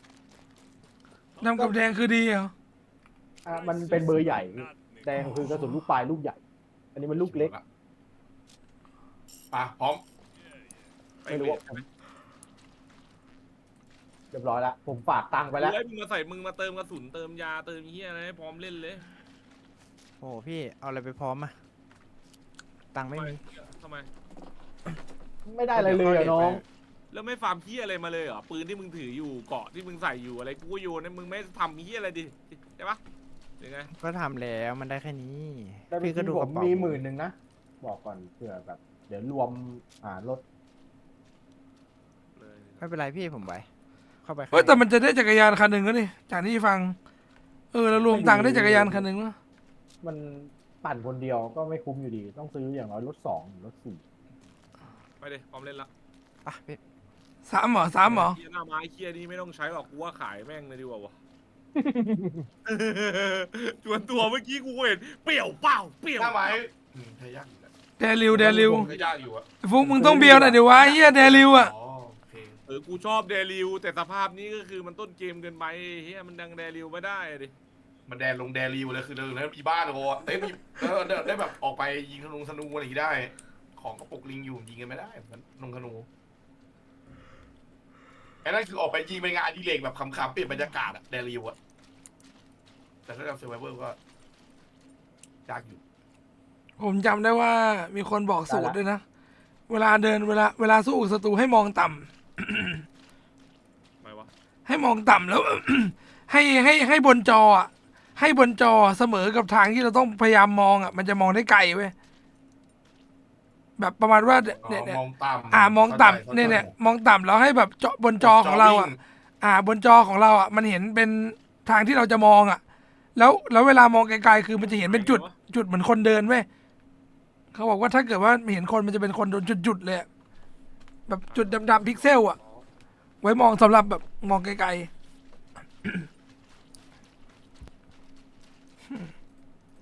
เอา เดี๋ยวพี่ ละครับ มี1,000อะเอาปะ เก็บไว้ก่อนเลยเผื่อเอาไปซื้อข ไม่ อง มีบัตรอีกหรือเปล่า หือ บัตรยังมีอีกหรือเปล่า นี่ผมไม่ได้ทิ้ง เอาไม่หักเหรอ ไม่ได้หักยังไม่ได้หัก ไม่หักก็เอาไปฝากไป1,000เอาการหักบัตรไปแล้วขี้เกียจเปิดเมมเบอร์ใหม่ 100 เดียวเอง 10%เลยพี่มันน้อย ลองไปฝาก พี่จะทำอะไรกันครับพี่ๆ2 คนดูดหรี่เหรอ อ๋อ คือก็จะออกไปบังเกอร์กันใหม่ใช่ไหมล่ะ อันนี้พี่ต้องเก็บไปเนี่ยหรือว่าไงอันเนี้ย อะไรนะ อันนี้เราต้องใช้ว่าเราต้องเก็บไหมหรือว่ายังไงไอ ตรงไหนอะ อ๋อมันทิ้งในนี้ไม่ได้เหรออ๋อนั่นไง ๆ ตัวล็อกเหล็ก โอเคเก็บได้เก็บได้ คือแบบว่าอยากจะดูของในกระเป๋ากูปะล่ะคือแบบ โอเค มึงเอางี้นี่ดูกางเกงกูมึงดูกางเกงกูแค่กางเกงกูนะเว้ย เรา คือกระสุนยิงไม่เข้าอ่ะ ไม่มีแล้วนะ พี่ผมว่าพี่หมกไว้แถวนี้ดีกว่าไอ้กางเกงเนี้ยไม่น่าได้เรื่องเดี๋ยวว่า ผมว่ากางเกงเนี่ยเอาให้ผมใส่ดีไหมพี่ คือผมใส่กางเกงกันได้ไปแล้วกระสุนยิงมายิงไม่เข้าอ่ะเพราะคือมันมีแต่แผ่นเหล็กอ่ะเข้าใจปะ เอาน้ำฟรีทะเลสาบกินได้เลยเหรอ ฮะ เริ่มหนีงั้นน่ะ น้ำทะเลสาบ เติมน้ำได้พี่เติม ไอ้ น้ำได้ เหี้ย ว้าว เข้าลึกตายเข้าลึกต เติ ก ม ทับ เลย ขาดด้วย กลัวขวดไวน์มากู เอ้ยพวกกูแดกเลย ไม่มีใครฝากเงินแล้วเนาะผมจะหัก กินเลย แดกให้จุกกระเพาะจะร่วมไหมเนี่ยพี่ ร้อยผม มึงตายเพราะแดกน้ำได้ยังไงวะ ไอ้สัตว์ เราเทียบขวดเราแล้วกล่อง แพ็คกระเป๋าเลยเหรอน้องทามเอาด้วยเหรอน้อง อิ่มแล้วเว้ย มาดี อิ่มจริง แต่พี่เล่นไม่เซียนนะพี่บอกก่อนพี่แบกไม่ได้นะดูอะบรรดาเหล่ากีกี้ของพี่อะไป โอเคพี่เติม เดี๋ยวผมซ่อมรองเท้าก่อนรองเท้าจะลง ทำไมมาขึ้นช้าจังเลยพี่น้ ซ่อมรองเท้าไงเอาผ้าพันเหรอ มันเหมือนมีเกมมันมีระบบ เอาเค ผ่า รื่อง นอะ เอาเครื่องซ่อมพี่ อ๋อ โอ้ยใครเดินตามหลังจานไหมอ่ะ เอ้ เอาเว้ย ไอ้ซาเหลี่ยมเหรอใครวะเนี่ย มันจีนหรือเปล่า ฮัลโหล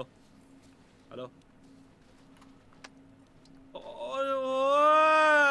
เย็ดพื้นอยู่ด้วย มันทำท่าแบบใจเย็นๆมันทำท่าใจเย็นว่ะเฮลโหล เปิดไมค์มาทักมาวันนี้ครับพี่ ผมตามพี่มาครับหาตั้งนาน แล้วมันเล็งปืนใส่เดี๋ยวก่อน มันเป็นเหมือนนายพรานดูมันเป็นเหมือนนายพรานแล้วแบบว่าเพิ่งสตาร์เตอร์เซตเลยว่ะมึงคิดว่าไงวะ มันน่าจะตรงดิ่งมาเลยปะ ผมคิดว่ามันน่าจะแบบ อุ้ยมันสไลด์เป็นด้วยไอ้เหี้ย ำ ไอ้เหี้ยมันเล่น หรอพี่ ไอ้เหี้ยมันเล่นเป็นเอเปกเลยไอ้สัตว์ มันสไลด์เป็นยังไงอะ มึงก็ไปดูมาแล้วไอ้บวยมึงไปถาม ป้าพี่เราไปกันเถอะผมว่า กลัวเราโดนดักแน่ไอ้รอบเนี้ย ไอตัวนี้มันในนี่แล้วจ่ายแล้วเอ้ย มีเด็กละวันนี้ ห้า เด็ก คนกำลังออกไปเตรียมเลย เตรียม ผ เล ม ย เองแล้ว คื กั อน มันไม่ไอ้นั่นด้วยซ้ำอ่ะ มันไม่เปิดไมค์ด้วยซ้ำอ่ะ มันคิดว่าไงอ่ะ มันกลัวรู้ไงไอ้เหี้ย มันใช้เปิร์กดิสคอร์ นั่นนะกูเห็นต้องเอาเสื้อกันเสื้อสีส้มกูออก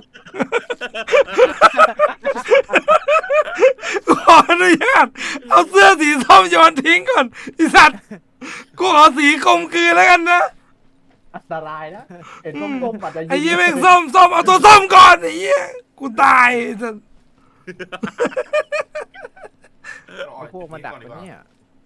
มีใครกระเป๋ารองเท้าจะพังไหม เดี๋ยวขอดูเช็ค ให้ ก่ กั อน น หน่อย รองเท้าเหลือ 45%นะครับ โอ้ ยังไหวอยู่ ซ่ รองเท้ากูเหรอรองเท้ากูมีแค่9 รองเท้ากู73เป็นรองเท้า ไอ้ เดิ เรา น ต้องมี เขา จุดหมายก็หน่อยในกรณีที่แบบถ้าเกิด ซ่อ จะ ม เดิ เลย น ครับซ่อมเลยแล้วฝากคืนด้วย นี่ นะ จริงๆเราอย่างนี้เราควรไปฟาร์มต่อหรือเราควรไปทำบ้านก่อนอ่ะ คือจะไปฟาร์มก็ได้แต่ว่าในระหว่างนั้นเราควรหาที่ทางไว้บ้างอ่ะเพื่อที่จะได้แบบว่าเพราะเดี๋ยวเราจะแยกย้ายกันไปแล้วใช่ไหมล่ะ พี่ก็บอกไปแล้วว่าพี่อยากได้ตรงไหนอ่ะโอ้แต่เดินไกลชิบหายเลย แต่ว่ามันอยู่กลับไปเลยมันเป็น C1 กลับไปแต่ตรงนั้นคือแบบ ขโมยขโจร งั้น เย เรา อะค้าง ฟาร์ม เลย ฟาร์ม ว่า ก่อน เา แล้ว ไป กลับมาตรงนี้ไหม เอาไปทาง C3 อะไรอย่างงี้ก็ได้นะ อย่าลืมว่าบังเกอร์เมื่อตะเกียบมันเข้าไปไม่ได้แล้วเพราะเราเข้าไปเคลียร์แล้วมันต้องไปบังเกอร์กลางเราไปบังเกอร์ไหนอ่ะ เยอะเลยยังเคลียร์ อ๋อเหรอ ใช่พี่ มันแบบมันเหมือนเป็นรวงพึ่งอะซ้ายขวาหน้าหลังมันมีหมด มัน เลย เหมือนมี ทางไป 4 เซกเตอร์อะเราพาไปแค่เซกเตอร์เดียวเองพี่ งั้นเราเข้าไปย้ำไหมพี่ เข้าไป แล้ว อีก ก็ ใช่ไหม กลับมา แต่ ใน ย้ำต้ นี้ อง ก็ เร็ ได้ วอะเร็วจี ผมซื้อกันคนละ60 นัดอะตอนเนี้ยพร้อมที่จะเข้าไปแล้วก็โบงโบงโบงมาละ อ๋อ ไอ้กระสุน2 แพ็คเนี่ยอะไรวะ เตรียมตัว เดี๋ยวกูลองแกะมาดูดิไอ้เฮีย 20/20พี่ ก็ตามไปช่วยยิงได้ อ๋อ นะ 20/20 พี่ ไป ลุย ผมมี4 แพ็คอะผมซื้อมา เขาหลอกเฮียกูซื้อมา2เอง กะ จะ ว่า ลงกลับไปลงใหม่โอเคฮะ ก็ไปเอาตังค์ที่นั่นมาคนละ10,000อะก็คุ้มแล้วค่ากระสุน รอบนี้นะไอ้ที่ใครหยิบใคร เดี๋ยวเราทิ้งของไปก็ได้ เดี๋ยวเวลานะ ดูขวาบนน่ะถ้าหลุดโซนน่ะมันจะบอก เฮ้ยมันเหมือน วลา อยาก ของพวกนี้ เก็บ ฟา อึเหรอ แป๊บเดียวดิทิ้งไปเลยเก็บพวกเอา มัน กระสุน มัน เก็บพวก อึยั ของ งไง ข้างในมาดีกว่า เนี่ยหลุดโซนแล้วเห็นปะขวาบนอ่ะ นี่ออก บ๊อบ แล้ว บ๊อบบ๊อบบ๊อบแอ๊ะ เสียงมาเลยสไนป์ปิ้วปิ้วปิ้ว ที่มันขี้ยังไงอะ แถบค้างกดห้องน้ำ อย่างเงี้ยมันวิ่งได้ไวๆครับ มึงอย่านั่งขี้ โอ้ยไปเลยเดี๋ยวไม่เป็นไร เดี๋ยวมึงหายอ่ะ บอกจะลาดแล้วนะอะไร เดี๋ยว วะ พวกเนี้ยเราเก็บไว้ ฟุก บอกว่าขี้อยู่ อะไรเพื่อน ทำอะไรมึงอะ ได้ว่ะ ชาเตมิน่า ปักสเตมิน่าน อนเร็วกว่าเหรอ ผมเป็นสเกลเซอร์เองพี่ มันมีนอนกับนั่งนอนดีกว่า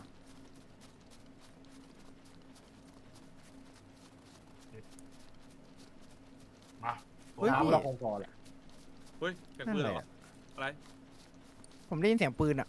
ฮะ พี่ได้ยินปะ ไม่ได้ยิน ไม่รู้ ไม่ได้ยิน ระยะ ทางบังเกอร์มันก้องๆมาพี่ อ้าวมีคนเข้าไปสหรัฐเปล่า ผมไม่แน่ใจอะผมไม่แน่ใจ เดี๋ยวต้องรอไปใกล้ๆกว่านี้ ไป เยี่ยหัวใจกูเต้นตุ้มๆต่อมๆแล้ววะ ทิ้งไปแล้วไม่รอไม่ต้องกังวลหรอกเลยเถอะ ผมซื้อแม็กปืนพกมาแล้วเมื่อกี้ ทีนี้คือเรากลับไปเอาพวกของแบบอย่างเมื่อกี้มาแล้วก็กลับมาขายอีกทีก็ยัง เออว่ะกูลืมซื้อแม็กแอดวาวมาเลยว่ะ อย่างน้อยผมมีแม็ก1ก็แบบ13 นัดอะมันช่วยชีวิตได้อยู่ แล้วอะไรในลูกซองเนี่ยนะ เอาหัวจุ่มต้นไม้ โอ้โหเยี่ยวลาดหัวกันเลยอ่ะดูดิ โอ้โห ดูนิสัย เอาจริงดิ ดี นักล่า พี่ สันดานจริงๆไอ้เฮีย เออ ไอ้เฮียนั่นน้องมึงนะเว้ย ตัวทีเพื่อนกู AFK ว่าไงเมื่อกี้ มึงเยี่ยวใส่หัวไอ้บวยไอ้เฮีย โอ้โหตัวละครมาในนี่เนาะตัวละคร มันไม่ไหวเหรอ แม่งสมจริงเลยอ่ะมึงอ่ะเล่น เออ นี่มึงโรลเพลย์อยู่ปะเนี่ยสมจริงเลยไอ้เฮียเล่นตามสันดานเลยฟุกไอ้เฮียมึงเล่นอ่ะ พี่ชายเพื่อน อ๋อ ตัวมันเกี่ยวเองปิกจออ่านเด็ดเด้อ อ๋อโอเค เยี่ยวขืนได้ปะนะ นี่เรามีของ แล้วบวย เวลา เลยบวยมันก็นอนให้เขาเยี่ยวใส่หัว ไม่รู้จักหือจักอือ ร่างกายต้องการความชุ่มชื้นพอดีพี่ให้อภัย เนี่ยรองเท้ากระต่ายกูมันจะพังแล้วว่ารองเท้ากระต่ายว่าย โอ้ น้ โหมึงเสร็จแล้วก็ตายมาลุย แล้วการไม่ต้อมอ่ะ ำก็ซ่อมไปแล้วไงเนี่ยมันไหว ไอ้เหี้ย กูว่าแล้วว่าแม่งต้องใส่รองเท้านี้สัตว์กูเห็นแล้วกูเลย ก็รองเท้าเหมือนโรงแรม5 ดาวแล้วแบบค่อยใส่ออกมาเยี่ยวมันเสีย น้ำตาลน้ำแข็งอะไรเงี้ย สเวตเตอร์เหรอไอ้ไม่ใช่รองเท้าอะไรนะเขาเรียกอะไรจำไม่ได้ นี่รองเท้า ใส่เข้าห้อง อยู่ น้ำ ในห้องแล้วลองฟิลนั่นแหละ ทางซ้ายมีซอมบี้ โอ้โหหัวจะ โอ้ยหัวใจจะห มัน ลุด หา ออกมา เข้าเลยนี่หว่าพี่ เราซอมบี้เยอะ เฮ้ยเราเข้าซ้ายดิเราเข้าซ้ายซ้าย เข้าจุด ไม่ ที่ เรา เรา อย่าเพิ่งตรงดิ่งเข้าไปเลยนะเราต้องมองก่อนนะ ต้องมองลงทองร้องกู้ถูกต้อง หรือไม่ก็ต้องมีเหยื่อสักตัว แบบเป็นหนูติดจันทร์วิ่งเร็วๆอะ กูรู้แบบว่า โอเค แคคเกอร์มันคือใคร วิ่งไงเลยวิ่งไงก็ได้มา กูมั่นใจในตัวน้องกูอยู่แล้วมันแคคเกอร์คนนี้ ไม่อยากเป็นสเกาเขาเล่นแบบนี้แหละ แม่มัน เฮ้ย ขวาบน ซอมบี้หลังกู มันอเลิร์ว่ะต้องยิ ไม่ได้อย่ายิงไม่ได้เลย ไอ้เหี้ยแล้วทำไงล่ะ ให้เพื่อนช่วยนี่มีมีดมีขวานด้วย พกกลาง มาหน่อย แทงไอ้เหี้ยมันเป็นง่อยแล้วเหรอพอแบบเราเล่นยิงได้เป็นง่อยแล้วเหรอ ควักมีดมาละ อ่ะยัง จะโดนกันเอง 4 เซกเตอร์ถ้าเราลื้อ นี่ก็เป็นวินาผมหมดพี่เนี่ย ไอ้ เอาไปต่อมาเอาไปดิ ว่าแดกเลยดีกว่ามาอีกูอาจจะไม่ได้แดกก็ได้ เป็นลางอะไร เราก็คิดซะว่าเราเก็บเงินไปแล้ว4,000อะไรอย่างงี้ ไอยตอนเราออกมาเราปิดประตูปะ ฝั่งนู้นเรา ปิด ปิ ไม่ ด เหรอเห็นมีใครปิดอยู่แล้วแบบ ใช่ใช่ มีเดินตามอะไรอย่างงี้ ฝั่งนู้นปิดแต่ไอ้ฝั่งนี้เราไม่รู้เพราะเราไม่ได้เล่น ฝั่งนั้นตอนพี่ ฝั่งนี้ก็ปิด มองอยู่มันปิด ใช่ปิด โอ้ยเฮียมันแอบหลังกล่องนี้ได้แบบดูเราได้จากตรงนี้เลยเว้ย ไม่เป็นไรพี่ หัวใจเต้นแบบ นี่แม่งชันอะ ไม่ไหว กล่องเครื่องมืออีกแล้วเหรอ เอ้าพี่ปุ้ยตามหาอยู่นะของพวกนี้ พี่เอาไหมพี่ เอา กล่ นะ องเครื่องมือขนาดเล็กครับ นั่งหลบกลางหินมาดิ เราจะเข้าบังเกอร์เดิมหรือว่าบังเกอร์ใหม่ บังเกอร์ใหม่ไปเลยไหน ฝั่ง ๆก็ ใหม่ ไหน ไปเลย ๆ ดีกว่า อันนี้ปะ ว่า เดี๋ยวมีปะ ใช่ถ้า เป็นหนึ่งนะเดี๋ยวผมเอากล่องเครื่องมือไปกัน โอ้เหนื่อย โยนให้พี่ปุ้ย หัวใจแม่งเต้นไม่เคยหยุดอะตุดุกตุดุกตุดุกตุดุก เอากล่องมือเอา ถึงแล้วถึง พี่ แล้ว ปุ้ยขึ้นไปข้างบนนะตอนนี้ มาดิมาลงมาดิเล่นกัน พี่ปุ้ยพี่ปุ้ยแกกำลั ปุ้ยลงมาข้างล่างไหม น่าจะดูไอ้นี่อยู่ปะ เอ้าเฮีย ข้างล่างพี่ข้างล่าง ผมนึกว่าพี่ปุ้ยจะไปดูคน เพลิน เดินดูอะไรกูเดินเลย เช็คชัมเบอร์ก่อนเลย9/8 โอเคพี่ปุ้ยทางเข้ามีกล่องเครื่องมือนะฮะตอบให้แล้วครับ เช็คปืนพกด้วย 4/13พร้อมแม่งเป็นทางลาดขึ้นน่ะดิ โอ้ เข้าหลัง ว้าว ปิดด้วยนะครับ ปิดประตูแล้วเขากำลัง อย่าเพิ่งโอเคผมปิดเอง อ่ะ อุ้ยเสียงมันกล้องมาไกล เหมือนเดิมนะผมใช้9 มมอยู่นะตอนนี้ เสียงอะไรตึ้ง ๆปอกเก็บเสียงวะกระเป๋านี่แมวแล้วเหรอพี่ ไม่ กางเกงสีชมพูหวานแหวว ใช้ดิ พี่เปลี่ยนกระเป๋าไปใช่ไหม เปลี่ยนกระเป๋าไว้อันนี้กระเป๋าของมันกะ ชุดจานก็ใช้ได้เหมือนกันนี่หว่าหวานแหววจัด พี่ปุ้ยยังใช้9 มมอยู่พี่ ไปครับ เสื้อใครไม่มี เฮ้ยกางเกงดับเพลิงดูดีนะ ดีพี่ดี น่าจะ9 ช่อง ไม่ก็ เมื่อกี้กับของผมเปลี่ยนไปใช้ได้เลย มาแล้วครับ อ่ะลุยน้อง ไปเลยครับใครเป็นใหญ่ๆก็ไปดึงหน้า พี่ปุ้ยมานี่พี่จุดปืนกระสุนพี่ ไอ้บวย 12การเรียกบวยแต่บวยอยู่หลังสุดอะไม่เลย ประเด็นนี้ผมหาอยู่ไหนวะ ถือปืนพ เฮ้ย ก ผ ดี ม กว่า ไปก่อน ไปตามมึงเลย โอเคกระสุนทั้งกล่องเลยพี่9 มม ไม่คือผมไม่มีปืนไง เอาแล้วปืนไปไหนล่ะ เขาบอกว่าโอ้โหพี่ผมบอก ผมทำหลุดมือ เอาละ อุ๊ยหลุด เรีบร้อแล้ว เอ้าผมค้างพี่ ตัวยิงนี่มาแล้วท่ามกลางซอมบี้เลย โอ อ่ะ เคมาแล้วพี่มาแล้ว โอเค MP5 ใครใช้ปะมีแม็ก ไม่มี มีเหรอ ขายดิ ประตูฝั่งนี้ทำไมเปิด เฮ้ยประตูเปิดทางนี้ก็เปิด หมายถึงว่าฟุกเมื่อกี้ MP5 ไม่มีซอมบี้แล้วประตูข้างในเปิดหมดระวังนะ ลองจะเจอตอนะครับ แม็ก10ของ9 มมพี่ปุ้ย เอา เนี่ยอยู่เนี่ยหมายถึงว่ามันคือแมกกาซีนนะแมกกาซีน ได้ครับ มีแม็กไม่เปลี่ยนก็โอเคครับอ๋อก็ไม่มันคนละปืนแม็ก10.45เลยมันชื่อปืนกูใช้ปืนSF19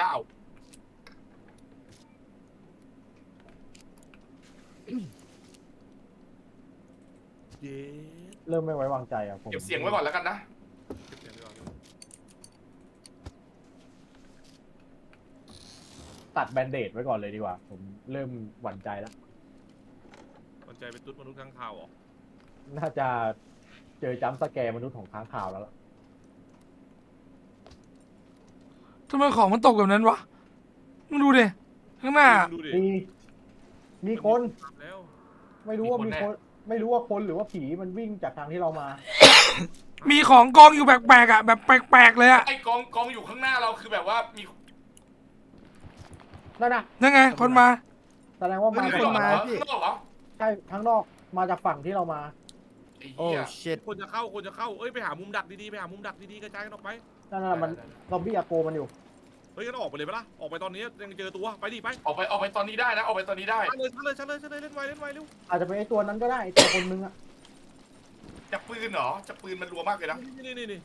ไอ้เหี้ยนั่นเขาเป็นปืน ซ้าย ไอ้นั่นเขาเป็นปืนฮันเตอร์นะ ปืน โอ้ยเหี้ยประตูเปิดแล้วเอ้ยมันมาแล้วนี่หว่านี่อันนี้ซอมบี้นี่ซอมบี้รอ ไปชาร์จซอมบี้มันไล่ เรา ไป ไปตะโกนจากซ้ายไปขวาปืนกูเล็กอยู่เฮ้ยมันแน่เลยมันเป็นปืนฮันเตอร์ นั่นน่ะวิ่งออกไปข้างนอกเรื่อยๆแล้ว ปืนพก เฮ้ยเอ้ยซอมบี้ไล่ฟุก ทำไปตามหลังพี่ เอาล่ะไอ้เงี้ย โอ้ เรา โห เห็นแล้ว ปิว หาไม่เจอหา เจอ ไม่ มัน เจ เจ อ อมันที่หินข้างหน้าที่หินข้างหน้า เห็นข้างหน้าทิศเอ็นครับทิศเอ็นห่างไป100 เมตร150 เมตรวิ่งเข้าป่า ตามดิ จี้เลยนะจี้ สอง เลย ตัว นะ สองตัวพี่ ครับ อ๋อไม่ใช่นั่นซอมบี้มันตามไป มันวิ่งห่างไปแล้วมันวิ่งถอยไปแล้ว เห็นซอมบี้นะ โอ้โหวิ่งขึ้นเขา อาจ นี่ จะ ทร ซอมบี้ มานจัดเลย ไป ชิบหายแล้วซอมบี้ออกตามหลังเรามาเดี๋ยวผมดูหลังให้เดี๋ยวผมดูหลังให้ เหนื่อยมันเหนื่อย เคลียร์ไปเดี๋ยวดูหลังให้เดี๋ยวนั้นดูหลังให้ ไปขอปืนไกลมาสัก เดี๋ยว ค กู น ดูหลังไอแฮบก็ได้ เฮ้ยใครยิง กูยิงกูต้องยิง ผมยิง ไอ้เบอร์วิ่งถ่าย ผมยิงโอเค กูกับพี่ปุ้ยมีหน้าที่ดูแลดูซ้ายหลังดูขวาหลัง เป็นปืนพกว่ะ พี่มันไม่อยู่นะผมมันเห็นผม เห็นแล้ว มันยิงผมพี่ ต้นไม้ กูออกซ้าย ไป กูออกซ้าย บังเกอร์เจเรมี่ออกซ้ายใช้ชิดบังเกอร์หน่ ออกซ้ายออกซ้ายมา ออกซ้ายมา อุ้ยเฮียกูโดน เห็น เห็นแล้วเดี๋ยวเตอร์ตรงหน้าเลย กระสุนหมด ตายตัว ตายหนึ่งกูยิงมันตายหนึ่งมีอีกซ้ายมัน มีกลัว มันวิ่งเข้ามาแล้วมันวิ่งเข้า ไม่ใช่นี่ซอมบี้ คนช่วยพี่ซอมบี้ ผมโดนกระสุนอยู่ ไปเลย ไอ้บอยมาเคลียร์ศพนี้ที่ชื่อพี่เก็บปืนแล้วก็เคลียร์ ไป ปืน หนึ่งซอมบี้เข้าหลังแล้วผมเดินไม่ได้ ผมวิ่งไม่ได้พี่ต้องเอามันแผลให้ผม เดี๋ยวกูไปช่วยมันเองกูไปช่วยบุ้ยเอง โอ้ยเฮ้ย ไอ้บุ้ยลงมา ปืนไอ้นี่มาแล้วไอ้ส่วนนั้นไอ้ฟุ้งไปปะล่ะ มายิงผมไงตอนผมโดน กูเอง กูถอยก่อน พี่ขอผ้าพันแผลหน่อย ไม่อย่าเพิ่ง โอเคพี่เคลียร์ซอมบี้ก่อน เซอร์อยู่ล่างสุดอะล่างสุด ใช่มันอยู่ล่างสุดวิ่งลงไปข้างล่าง มาพี่ขอผ้าพันแผลหน่อย มานี่ มีกระต๊อบนะ กูไม่รู้จุดแล้วไอ้เหี้ยมาขอผ้ามันแผลตัวชาติกูยิงไปซ่องเลยบุ้ย ไอ้เหี้ยจริงๆภาพมันแผลมึง ไปขอหมอได้ไหมมีหมอไหมที่ไม่ทำคุยอะไรนะมึงไปขอเขาได้ไหม อันนี้ไป ได้พี่ได้ ทิ้งแล้ว มีกระต๊อบริมน้ำนะ ผมไม่รู้ว่ามันลงตรงนั้นหรือเปล่า มันลงไปทางริมน้ำเลยกูเห็นเลยล่ะเพราะ เลือดออก วิ่ง ซี ไล่ โฟ มันอยู่ มัน เมื่อกี้ มันไม่ นั่นแหละแสดงว่า กู อาจ ยิง จะอ เพื่อยู่ นมันตายแล้วกูวิ่งไล่มันอยู่ อาจจะอยู่ในกระต๊อบไม่ก็วิ่งเข้าไปตรงเศษ ว่าเรานี่วิ่งออกไปทางขวาดีกว่าไม่งั้นมันก็หนีแน่อะไป พี่มีซอมบี้มาข้างหลังแล้วก็ผ้าพันแผลไม่พอพี่ผ้าพันแผลไม่พอ แอบมึงดูน้องก่อนด้วยก็ยิงดิพอพี่อ่ะรีลูกไม่ทัน มีอาวุธมีของวะ อันนี้ก็คือไม่เจอมันแล้วมึงเคลียร์ศพเพื่อนมันแล้วก็ไปเถอะงั้นนะ มันน่าจะนอนแล้วเพราะมันมีไลน์ออฟไซด์ด้วยหายาก เกมกูเคลียร์ศพมันมาละ ไม่พอมาที่กูอีก ผ้าพันแผลไหม ไม่ถ้าอย่างเงี้ยจริงๆแล้วควรมีผ้าพันแผลประจำตัวด้วย ผมต้อง มา เมื่อกี้ผมพกมามันไม่พอ โอเคมาที่กูอีก มึงฉีกเสือมึงเลยนี่น้อง ไม่มีแต่ว่าเดี๋ยวพี่ตัด ไม่มีแต่ว่าพี่ตัดเสื้อ งั้น ได้ เดี๋ยวผมตัดเป็นเศษผ้าพี่ผมขอหน่อยไม่งั้นผมตายละตอนนี้มืดละ มาที่กูเนี่ยมายืนที่กูมายืนที่กูมา ไปเอาที่แอบได้ไหม มาที่กูก่อนมา อยู่ตัวนึงนั่นน่ะใช่ปะนะไม่ใช่ใช่ไหม น่าจะเป็นหิน แอบมึงเดินมาหาน้องเขาได้ดิทางนั้นไม่มีอะไรหรอก แค่ผมฉีกเสื้อแล้วผมมาพันละ กูว่ามันวิ่งตรงไปทางนู้นแล้ววิ่งตรงไปทางแบบ มันจะหนีไปแล้วล่ะ หนีไปแล้วมันหนีไปไกลแล้ว เบิร์ดกูเพิ่มให้เอามา ดับ ทิ้ง เล ละ ย ทิ้ พี่ งละ วิ่งข้ามถนนแบบไอ้นั่นเลยกลัวตะเกียร์เข้าใจปะ น่าตัดสินใจ ทำไมมันไม่ยอมหมดวะเนี่ยพี่ ไม่มันกินเยอะมันกินเยอะถ้าเลือดออกเยอะ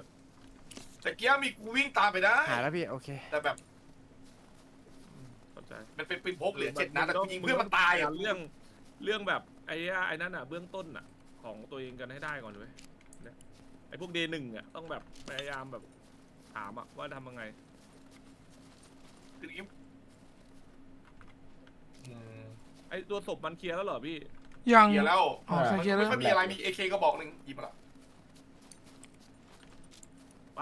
เราจะเข้าไปรื้อต่อปะหรือว่า หรือต่อดีกว่านะ ต่อเราอาจจะเจอมันกลับมาเอาคืนนะ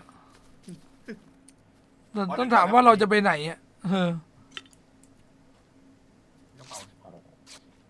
อ๋อยังต้องการอยู่ว่าพ่อมันแผลอันนี้ไหม เนี่ยรองเท้า นี่อยู่หลังผมได้แล้วพี่ผม รองเท้าใครต่ำกว่า50อ่ะเปลี่ยนคู่ที่ศ โอ พ เค เลย เดี๋ยวผมเปลี่ยนรองเท้าครับ พี่สี่ไอ้บอยเปลี่ยนไปก่อนเลยน้อง เนี่ยมันมีกางเกงทหารอยู่อะ เปลี่ยนเลย ศพมันอยู่ตรงไหนฮะ เดี๋ยวผมขอ เนี่ย ไป ไอ้ ค้นมันหน่อย ตรงกูตรง พี่แหบนะ ตรงกู ข้าหลั ตรงกูเว้ยมึงเอากางเกงทหารมาใส่เนี่ย นี่ใช่ไหมพี่ นี่ตัวนี้เฮียอยู่นี่ขอมันกล้อง ผ กัน ม นะ ไม่เห็นศพวะเนี่ย ไม่มันเห็นมันเป็นของแล้วไง อ๋อโอเคผมได้ปืนผมละงั้นนะ พี่ว่ามันจะกลับมาเอาเราว่าถ้าเราไปรื้อบังเกอร์ แต่ว่าเอาจริงๆมันอาจจะเป็นคนละตี้ที่อยู่ในบังเกอร์ก็ได้เว้ย ไอ้ข้างในอ่ะก็เหมือนมีคนฟาร์มอยู่ แล้วเราวิ่งมา ไอ้ข้างในมันเหมือนมีคนฟาร์มอยู่เราเข้าไปนี่ก็ได้นะ ถ้า ถ้า จะ อยา เล่น กจะมัน ต้องเล่นอย่างนี้เลยเว้ยไม่งั้นอ่ะมันนอนมันซุ่มมันอะไรเราไม่ได้เล่นกันพอดีอ่ะไม่รู้มันดักอยู่ โอ ตรงไหน เค ไง เรียบ คือ ร้อย วิ่งแบบที่บวยวิ่งอ่ะดีแล้วเว้ยวิ่งไถก็คือกูเทรดไปเลยอ่ะจบไปเลยอ่ะ รู้จุดแล้วก็ไปเลยบู๊ รู้จุดแล้วก็ต้องปิดมันเลยเว้ยเนี่ยอันนั้น ก็คืออย่าให้มันหนีรอดสายตาไปได้ ใช่ถ้าหนีไปแอบตามพุ่มไหนไม่รู้จะเล็งเราอยู่ไอ้เหี้ยปวดหัว โอ้ซอมบี้ทางกลับ2 ตัว โอเค ข้างนอกคงข้างในคงขี้เยี่ยวเล็ดหมดแล้ว ให้ผมเฝ้าให้ไหมล่ะเข้าไปฟาร์มกัน ไม่ต้องเข้ามาเถอะเฮ้ยไอ้เหี้ยกูหิวนึงนะขอกินข้าวอ่ะกรอกผมเข้าปากเลยละกัน เดินสูงไว้หน่อยมันมีซอมบี้ที่แบบลากกันออกมาแล้วเราไม่ได้เคลียร์3-4 ตัว นี่พวกก็แต่งตัวเฮียอะไรก็ไม่รู้เนี่ย ลึกๆนะเอาของมันด้วยมันกระเป๋าของมันด้วยใช่ไหม ลิ้นใช้ กระ งา เป๋าน ผม เล่นได้ไง อะไรอีกไหมเนี่ย ไม่ขาดแล้วฮะ ตอนนี้โอเคแล้วได้ปืนแล้วด้วย ปืนอะไร ปืนที่ผมหายไปอ่ะ อันที่ผมหายไปเลยอะ เอาเจออะ มันตามกลับมา เจอในศพมัน เนาะ นะพี่ ใช่ มันตามกลับมา เอาอยู่ในสมบัติเลย เป็นคนหยิบบ้าไปถามศพมันดิ มันแท็กหากันแล้วเนี่ยมันพิมพ์อยู่ เขา เนี่ย เรียกว่าศึกหิมะสีเลือด โคตรเท่ ตัวมัน ใครต้องการ ดำ เอ็มนายไหม ๆไม่ได้ใช้เลยผมใช้บล็อก 21 ไปเข้าไปในดีกว่าไปเราต้องการฟาร์มเข้าไปเลย ซอมบี้นึกว่าคน มันเอา AK มาแจกกระ1,000แล้วมา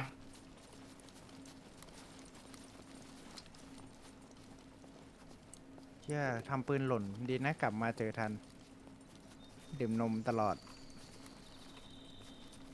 เจอมีดจานเทรดไม้2ไปดูไอ้เบิร์ดน่าจะไม่ไหวละเฮ้ยใครอ่ะวิ่งโดดอยู่ข้างหน้า โอ้ ใครอ่ะ ไอ้เหี้ยมันเห็นชื่อ ซอมบี้ ผี อ๋อ ผมต้องการเวลารีเซ็ตสักพัก ไปเหี้ยเราเนี่ย ลองตี เครู้เรื่องสับ สี่นัด กลับมามีสีสันแล้ววะ เป็นพี่เดี๋ยวผมดูว่ามันมีกับกระสุนที่ศพหรือเปล่า เพื่อแบบ ตูกันด้วยนะ ผ่าตัด ไม่เป็นไรไกล ผมเป็นเองผมเป็นเอง ใครรู้ว่าจะเจ็บตัวนะอย่างน้อยแบนเดด อยากได้อีกสักแมตช์หนึ่งก็จบเลยนะ เดี๋ยวก่อนนะแล้วอย่างนี้เวลาเราบาดเจ็บแล้วการฮีลกลับขึ้นมานี่มันทำยังไงอ่ะหรือมันจะกลับมาเองเหรอ แล้วมันกลับมาเองพี่ ถ้าแผลหายแล้วก็มีการรักษา มันจะค่อยดีเป็น อย่าลืมนะว่ามันมีคนอยู่ใน ค้าง มันมีเสียง โอเค ซอมบี้อัดโกใครดูข้างในวะตะกี้ อ่า ว้าวด้วย ใช่ไงก็ใช่ไงไอ้พวกระวังตรงนั้นนะ สติ๊กกันไปหน่อยดีกว่ามันน่ากลัวเลยล่ะ ใช่นั่นน่ะมันวางของที่พื้นกันแบบ เหมือนแบบพอเราก้มจุ๊บปุ๊บมันก็เอาเลยอ่ะ โคตรจะผิดปกติเลย กูไม่สามารถรักษาได้เพราะอะไรวะ เอาอีกแล้วไอ้เหี้ยเดวันอีกคนหนึ่งละ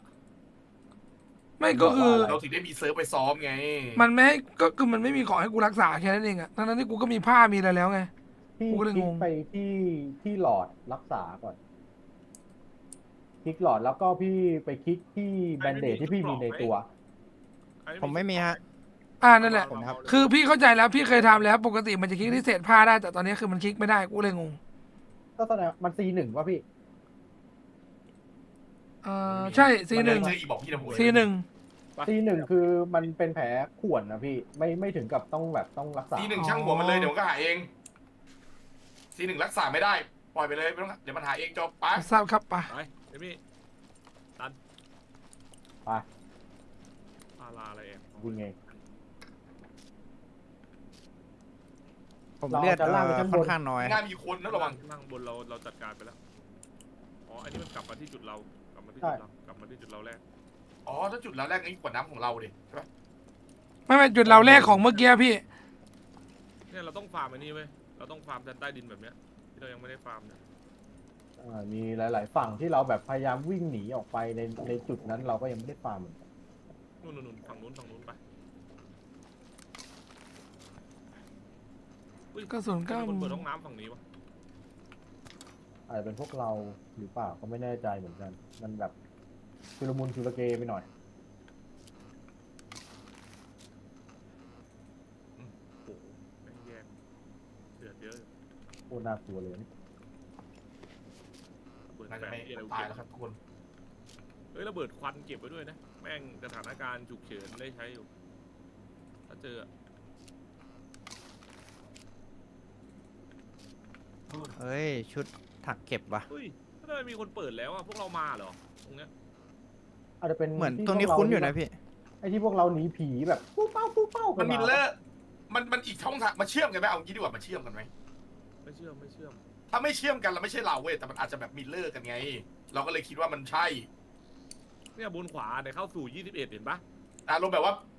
เห็นปะเมื่อกี้บนขวาเด้งกันปะ ไม่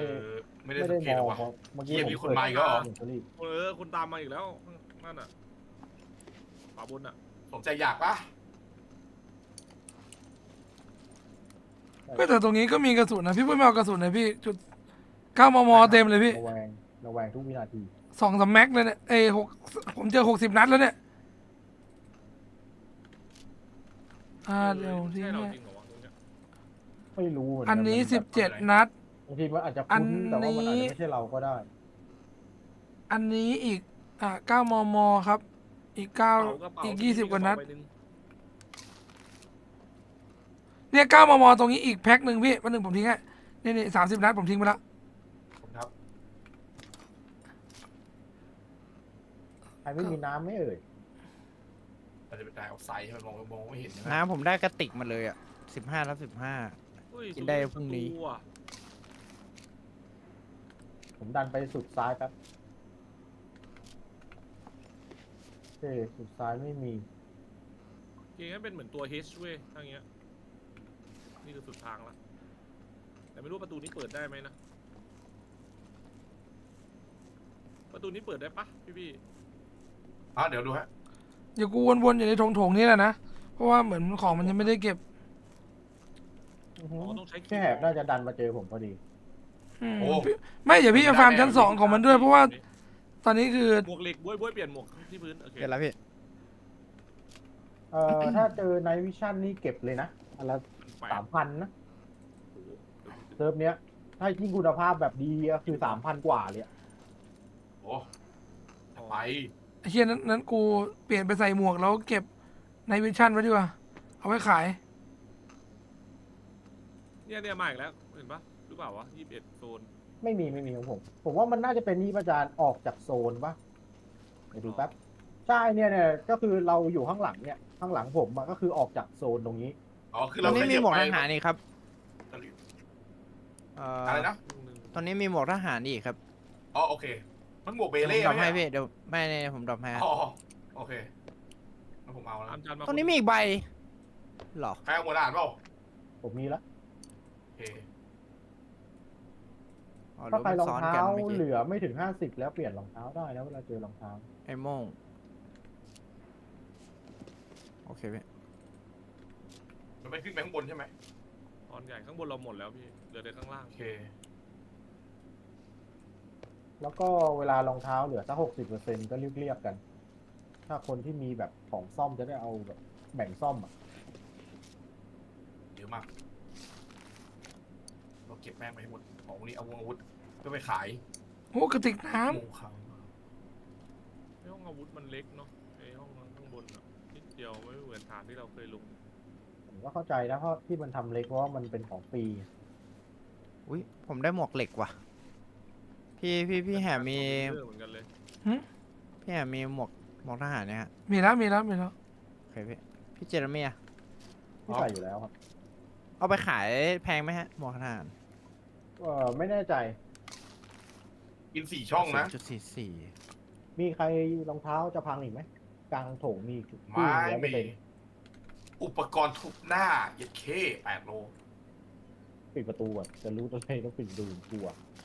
โบะเข้ามา ปา เรียบร้อย พร้อมออก ที่นี่มันก็หมดแล้วนี่ใช่ไหมแค่นี้หมดแล้วจบ มีฝั่งนี้มีเลื่อยชุดหนึ่งพี่ เอาโอเค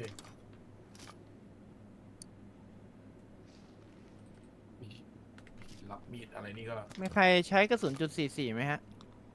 ไม่มี เป็นเทเซอร์ พี่ใช้ลูกซองกับจุด ฮัน 45 เตอร์ไม่แพง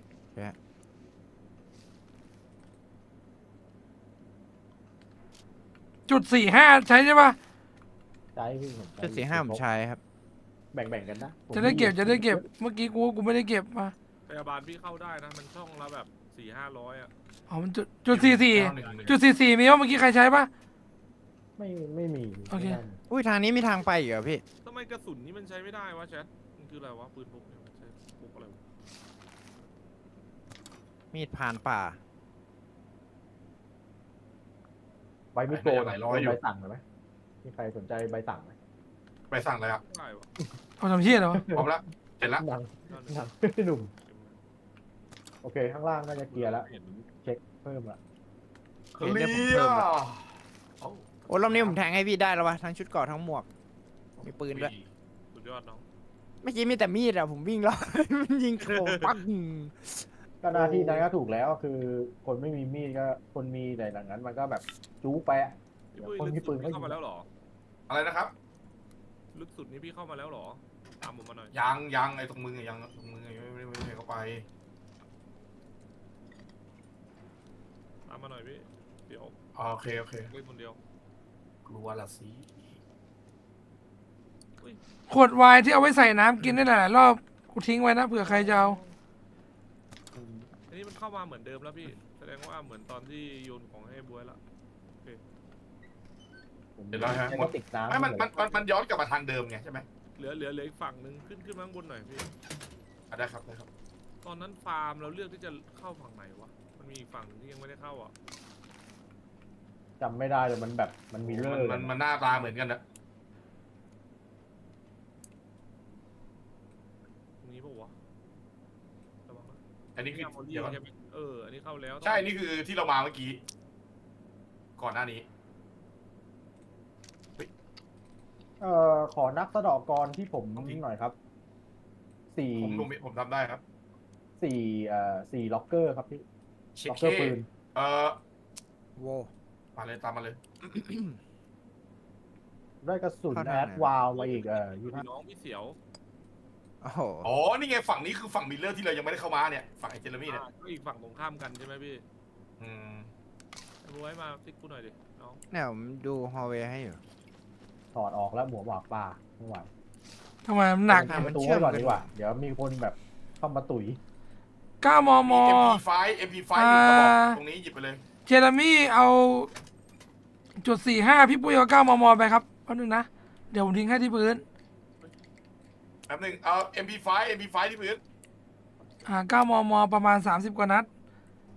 อันนี้พี่ อุ้ย แอบ เฮีย60 กว่านัดเลยวะ เชียร์คา98 พี่แอบเอากระสุน เอ้ยผม แอด ขอ วาล บ้างพี่ โอเคจุด อะไร ปืน นะ หลัก จุด ขอ 45 ปืน 15 ก นั ล ด หน่อย มีปืนหลักที่แบบ 98 แบกที่หลังให้ผมได้ไหม เดี๋ยวไปเอาสักกระบอกนะพี่ฟุกอยู่นี่นะผมปิดประตูขังละ โอ้โหไอ้เฮีย ทิ้งเลย ไม่เอากูเลยเย็ดตูด ไป แล้ว ฉาย พี่ แอดวาล พี่ฟ้าพี่ยังไม่แบ่ง ผม กันเลย ถือมาแล้วกันส ว่า ไนเปอร์อะผมถือมาแล้วกัน ให้น้อง อันนี้มันลูกซองอะไรวะอุ้ย ลูกซองน่าดูดีนะเนี่ย ลูกซองผมทิ้งไปเอาหยิบได้เลย ไฟฉายแอดวาลผมน่าจะได้ใช้พี่ ผมมีแอดวาล เก็บไปเดี๋ยวกูขอขายอีก เดี๋ยวก่อนนะแป๊บนึงเหลืออีก2 อันไขควงหมดว่ะ ต้องการแม็ก ไม่มี MP5 ละ เอ้ยบวยธนูดี ที่พื้น 3,500 กระสุน9 มมนะพี่ เดี๋ยวธนูสีขาววะ เออ ไอ้เหี้ยทำตกไว้ไม่เป็นไรเอาเลย 3,500เนี่ยที่พื้น ธนูนี้เนี่ยลูกซองนี้น่าจะดูดีกว่าว่ะ โอเคพี่ เปลี่ยนได้เลยพี่ถ้า เหน็บหลัง ชอ ไว้ บ ละ แบบนั้นดีกว่า พี่ถอดกระสุนเอาออกแล้วใช่ไหมจาก M1887 ถอดได้ปะถอดกันวะ ถอดได้ เอา พี่ มอเป็นล้านเลย เอา เหี้ย ขึ้นมือ ปืน ก่อน ได้ยังกระโปรงลิงเขาทำแบบนี้ กดคลิกขวาที่ปืนครับ แล้วก็ยกเลิกโหลดกระสุน MP5 ใช้กระสุนอะไรวะทุกคน MP5 ใช้ลูกก้าวพี่ จำได้ละเดี๋ยวผมลงไป 99ปะ ลูกเก้า อันนี้เรามีกระสุนไปเปลี่ยนแล้วเฮ้ยกูมีคา98นะเขาบอก1 นัด 1 ศพแต่ว่า เยอะเลยนะ ปิยะตายเลยเว้ย เราขาดไอ้นี่ใช่ไหมขาด นะ ไขควงเลยยังไม่ได้ ไป ไม่มีไขควงมีใครมีไขควงไหมครับ โอเคไม่มี เล จ ย บ ผมหมดแล้ว โอเคไม่มีไม่มี ไม่มี ก็ทำอะไรไม่ได้แล้วครับ มีกิฟต์อะเข็มกัดได้ไหม ไม่อันนั้นมีกันหมดละ โอเค มันขาดของหลัก ดักเทปนี่ต้องเก็บไหมพี่ บวยมานี่บวย ยังไม่ต้อง ครับผม มีใครใช้วาล์วไหม วิเฮีย ว้าวแอดวาว เมนไหม โอ้ย MP5 นี่ก็น่าสนใจนี่กระสุนน่าจะหาไม่ พี่ ยาก ปุ้ย ปะ แอดวาวพี่แมวแล้วเหรอพี่ ลู เอก ส เก้าพี่ ไม่เอาผมใช้ผมถึง AK กับ มันคือลูกอะไรนะ ลูก ไม่ เก้า หยิบไปเลยกับ ครั ไอ้ปืนอ่ะไอ้ปืนขอบีสะพายหลังนั่นมึงหยิบไปเลยอย่าไปขาย อ๋อลูก9 มม.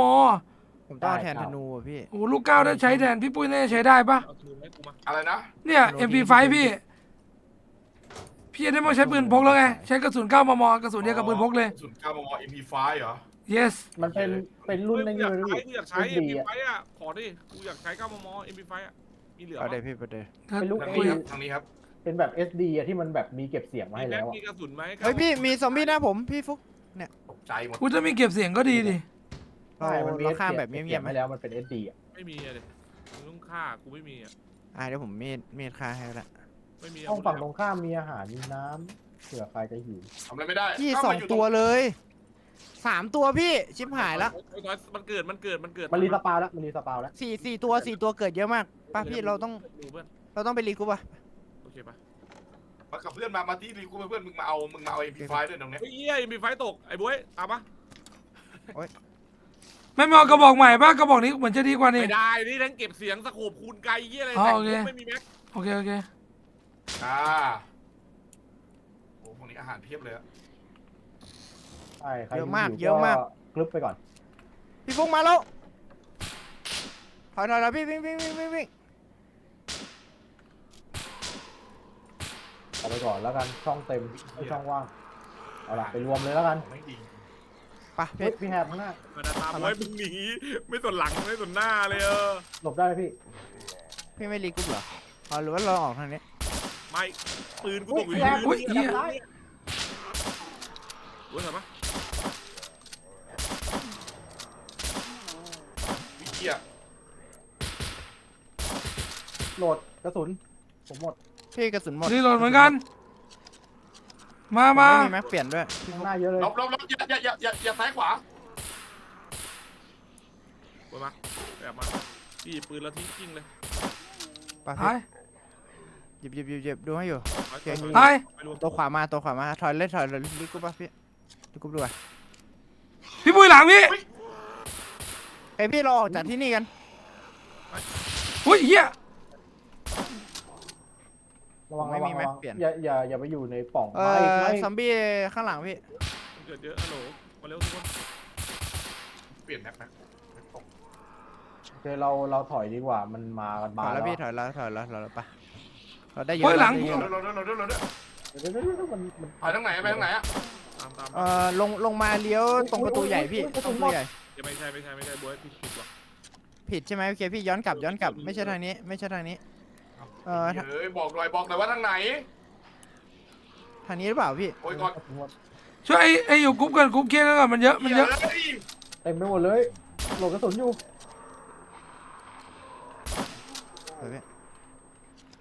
เข้าขวาปามาทางนี้ก็ได้ทางเมนมามาทางเมนออกเมนเลยก็ได้ ดูทางฟุกช่วยอยู่ โอ้ม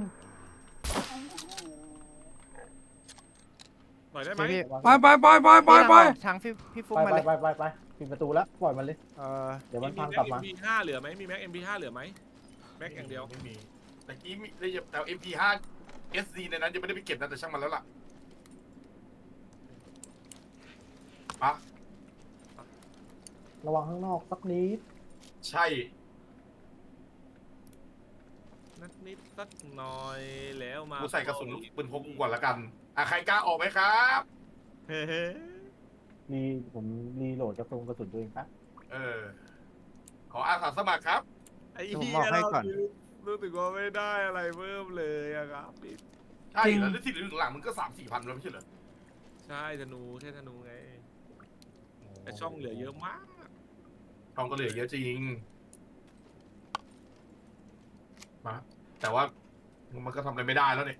มันก็ได้แค่เนี้ยพี่ปะ เดี๋ยวมันก็ได้เท่านี้แหละ คือบังเกอร์มันก็มีแค่นี้แล้วเรามากัน4-5 คนมาได้ขนาดนี้ก็ดีแล้ว ผมเปิดแล้วนะ มัน2 พร้อม รอบ ยังฮะ ด้วยนะ ตรงนี้บอกก่อน ไอ้เบิร์ดออกซ้ายแล้วรอบนี้อย่าออกขวานะออกซ้ายขึ้นเขาไป เราทิ้งระยะกันสักหน่อยวิ่งสติ๊กกัน2 คนแล้วรอสักแป๊บหนึ่งแล้วค่อยที่เหลือค่อยออกไป ตามเบิร์ดผมตามเบิร์ดผมเล่นคู่มัน ไป เดี๋ยว โอเคไปเราตกไป เอาเลยเอา3เลย สักพักคนหลังโดนไอ้สัตว์ 3-2ก็ได้สบาย เบิร์ดออกขวา เหี้ยบนหัวกู เข้าหน้าเซฟ โอเค ไปอีกด้วยไปอย่าเปลี่ยนให้เกิดมันดับ เสียงโคตรดัง มันจะตีนอยู่อ๋อคือไอโซนก็คือเรามุดใต้ดินคุณออก ใช่ โซน มันพื้นที่มันใหญ่กว่า โอ้ยไอ้เหี้ย ไว้บ่คาบ ไว้บ่คาบ ไอ้เหี้ยกูจะติดโชว์ไงแอดวาวนัดเดียวไงไม่มีแม็กอะ เป็นไงบ้าง 7.92.57เหรอกระสุนใหญ่ขนาดนี้มีจริงปะ ไม่เจอเลย 7.92.57 เอเคเหรอเดี๋ยวดูให้ พา 98K แบบที่ว่าตอนมึงพีคๆมึงยิงในพับจีอะ 4 หัว 5 หัวอะไรแบบนั้นน่ะ ไม่มีแบบนี้ ถ้าเป็นงั้นก็คิดว่า เออพี่เล่นกับแก๊งเก่าพี่ครับ ทำไมมันร้องกัน ก่อนจะมาเป็นน้ำตาลตก อันนี้คือแก๊งหลามกินครับ โอ้ยเหนื่อยจีเหนื่อยจี 4-1 นอนก่อนพี่ นอนก่อน มึงนอนหน้าโดนยิงหัววะ อันนี้เราจะเดินไปไหนกันเนี่ย จะแบบซื้ออะไรจะ โอเค เดินละตัวละครมันเดินละ พี่ ไอ้บูหัวลองกระตีไปเหี้ย โอ้โห เปิดเซ็นเซอร์ดิไอ้สัตว์ อ่อนกูเยี่ยวมันเยี่ยวเองครับโอเคเนาะไอ้เหี้ย โอ้โหเอลเคอะไรข้างตัวเลยเฮ้ย โอ้ไอ้เหี้ยลั่นออกมาเองเนาะ โอ้วันนี้วิ่งข้าม วิ่ง เขา มาเซ เลย อร์ ใช่ เว ไหม ย์ให้ ครับผมรอบนี้ชุดเก่าผมหนาจัด ขออีกทีได้ไหมเราจะไปไหนนะ เออ แต่ละมื ส อ วยอยู่รอบนี้ รอบนี้เราจะไปไหนอะ กลับไปขายของพี่ ออกไปแบบ โอเค หาอะไรดำอยู่ที่ว่าพี่เนี่ยแกอยู่แบบ C1 หรือว่า C3 อะลองดู คิดว่า C3 น่าจะดีกว่าปะห่างแอร์ฟิลหน่อย นำสี่อะไอ้นั่นด้วยนะนำสี่ก็เห็นเขาบอก อุ้ย ใครรู้ โทษดี อุ้ย พับจอแล้วจอมันเด้งกลับมาปืนมันลั่น C3 นัมเบอร์4เหรอ ที่เราอยู่ไม่นำสี่อะก็เป็นไฮรูทเหมือนกัน อ๋อ อ๋อ ใช่ใช่ใช่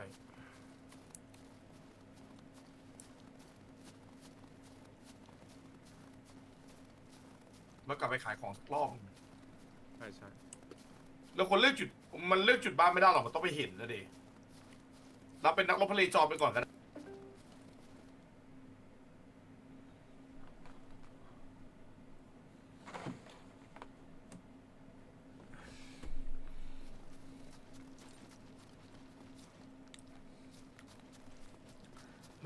ไป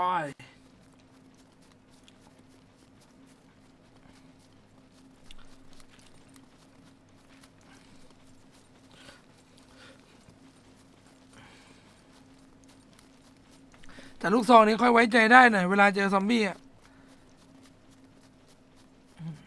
หน้าโบ้แล้วนี่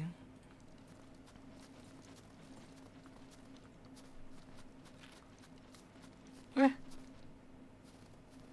มาเดินไปเดินมาข้างหลังไว้เฮียไอ้ยอยู่ข้างหน้าวะ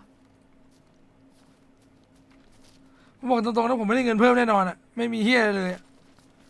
เข้าไปก็คือนั่งหากระสุน มีในมิชชั่นมั้งขายได้อันหนึ่ง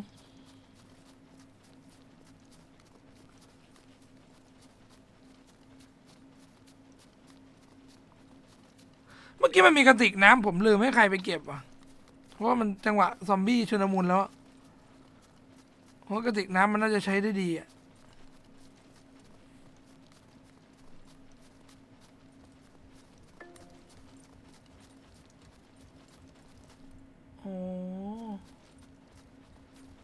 เพื่อน โอ้ยเหนื่อย เบากูจะออนดิสคอร์ดกับแฟนแต่กูไม่สามารถออนดิสคอร์ดเดียวกันได้สองยูท ตามไปผมพับเป็นหน้า เราจะวิ่งเลยบ้านกันปะเนี่ยไม่ใช่บ้านเซฟโซน ออกขวาหน่อยนะพี่ แค่วิ่งมาเช็คทางซ้ายให้ครับ นี่เลยก็บอกไอ้เหี้ย ตัด เอ เท้าเล อย พี่ก็รู้ทันอีก โอ้แย่ละ ถ้างั้นขวานนี่ยังไม่ต้องเก็บไว้แล้วกันเดี๋ยวรอบหน้าปี ใช่เดี๋ยวไม่ต้องหรอก เราพเนจรก่อน ทางลบพเนจร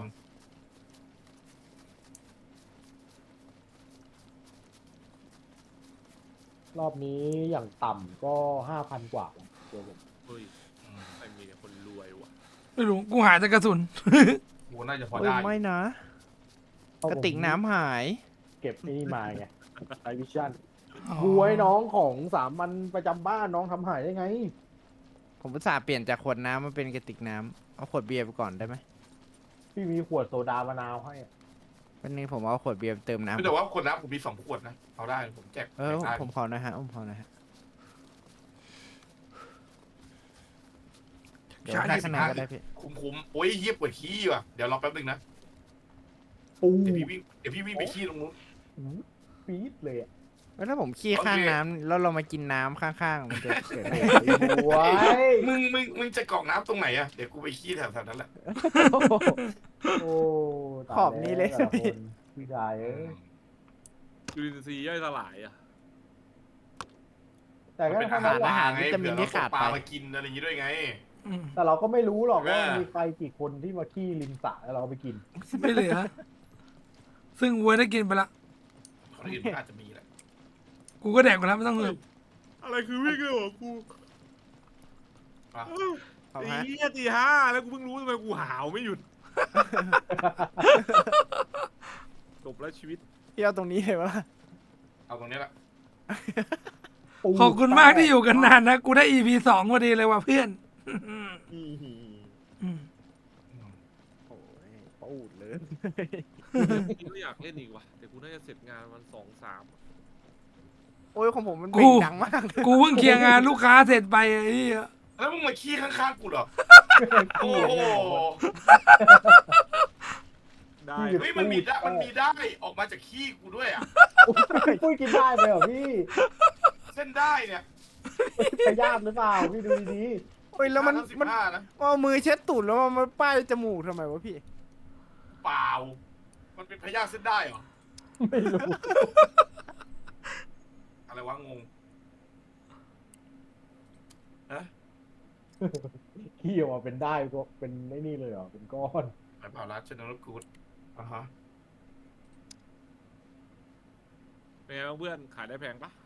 อืมอะไรเหรอ That thing registered. Guns ไม่มีของเลย Security. กูไม่ได้ โปรตีน กูไม่ได้แบกของมาเลยเพื่อน อะไรหลังนั้นอะ ไม่กูไปหากระสุน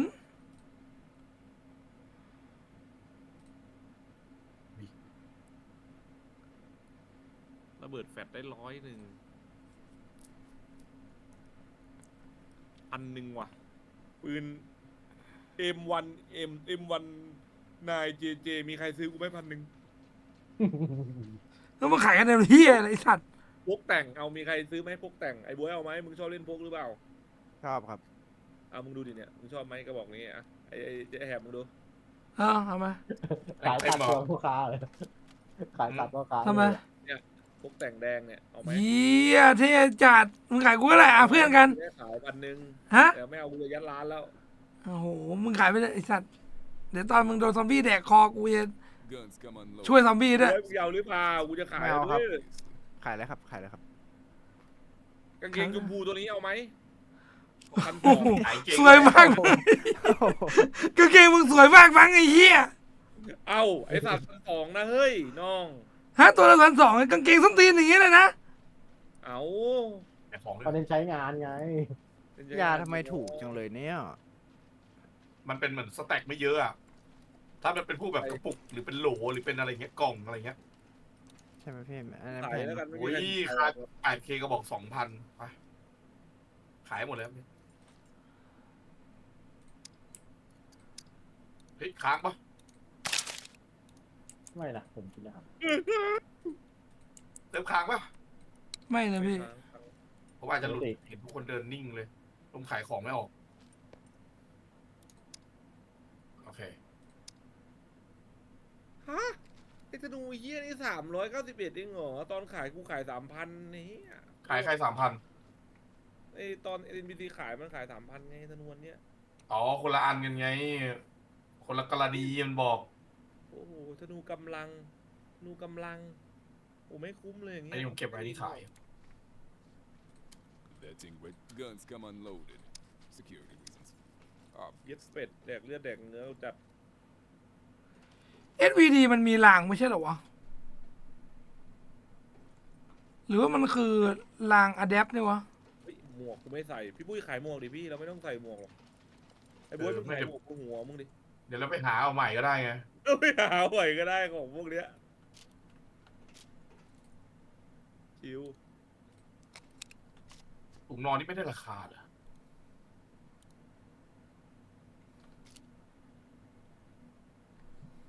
อืม อันนี้นะคะ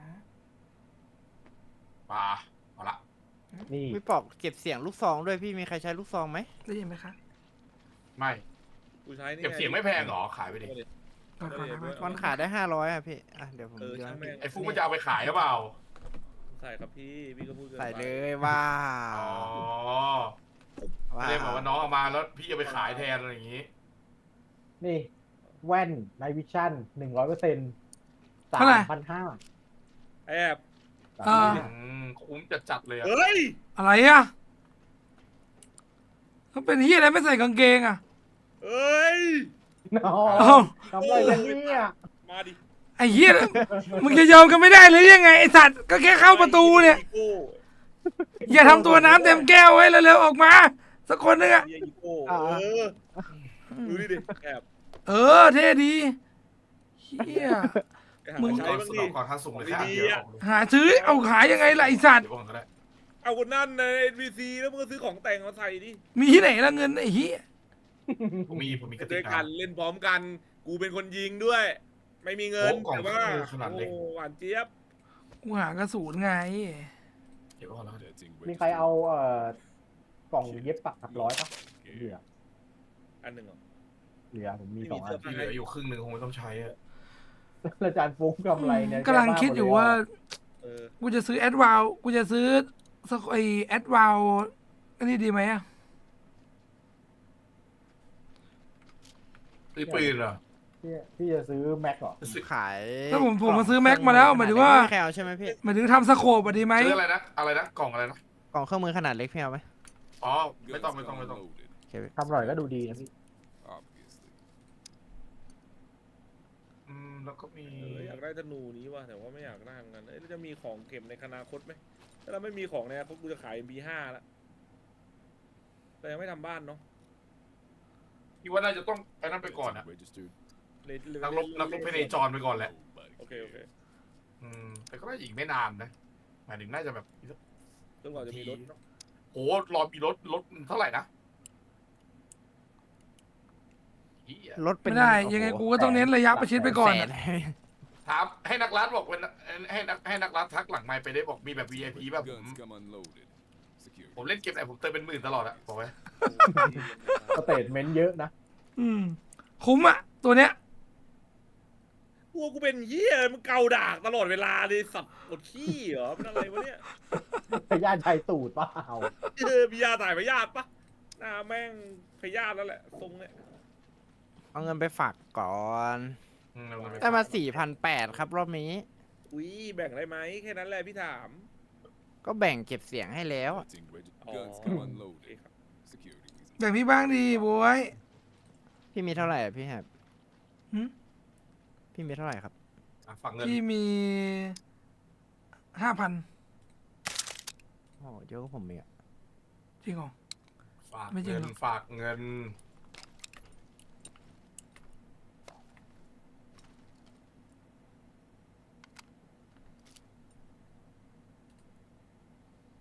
อืม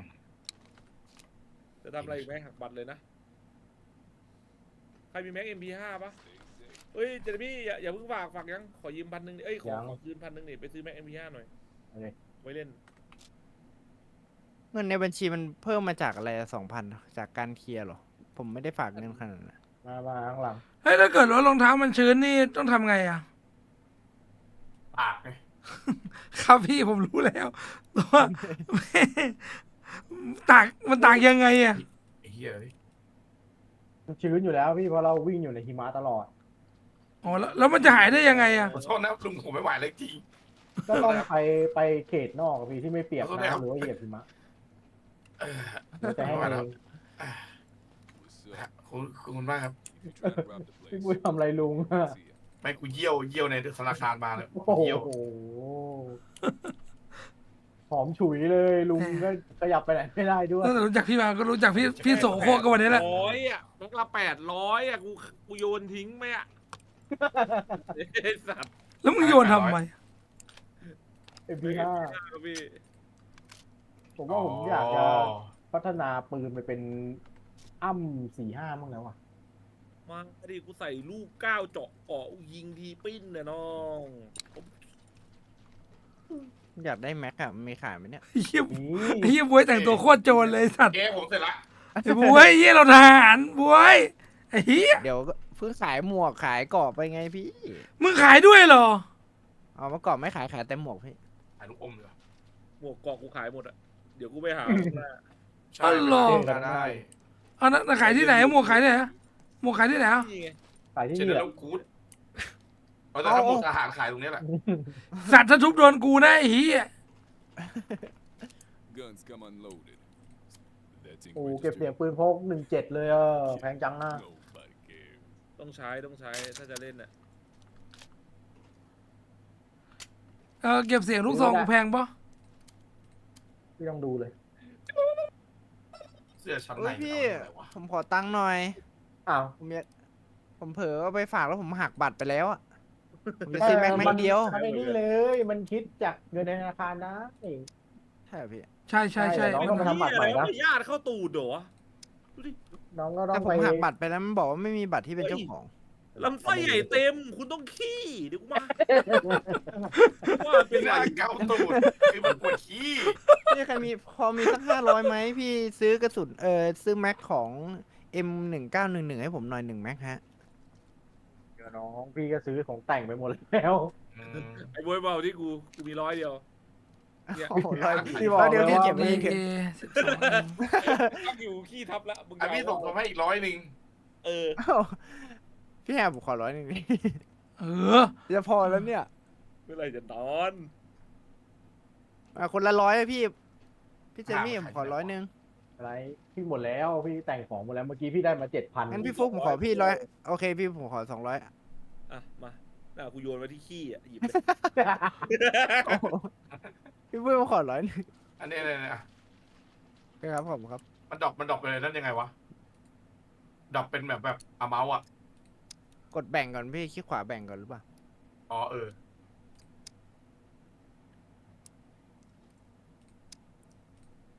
นี่ครับ ขอบคุณครับ พี่แฮบผมขอผมขาดอีก100อ่ะ มานี่มา เอ้ยเล่ว่ะเล่ขาย กูก็ขายทั้งตัวแล้วเหมือนกัน แล้วมันแบ่งยังไง เบาๆเลยอะตอนเนี้ย อ๋อนี่100นะ เราก็แบบนี้ไปก่อนหรือฟาร์มสมาคัตสมาเคอร์ไปก่อนครับ เพราะว่าที่เนี่ยแม่งข ทิ้ อง ง ไปแล้ว แพงมากเลยครับตั้งต้นนานมากเลยครับ ไหนพี่ไม่เห็น อ๋อเฮียเอาชิปหายแล้วทิ้งไม่ได้ โอ้ยเฮียมันทิ้งไม่ได้ต้องทิ้งนอก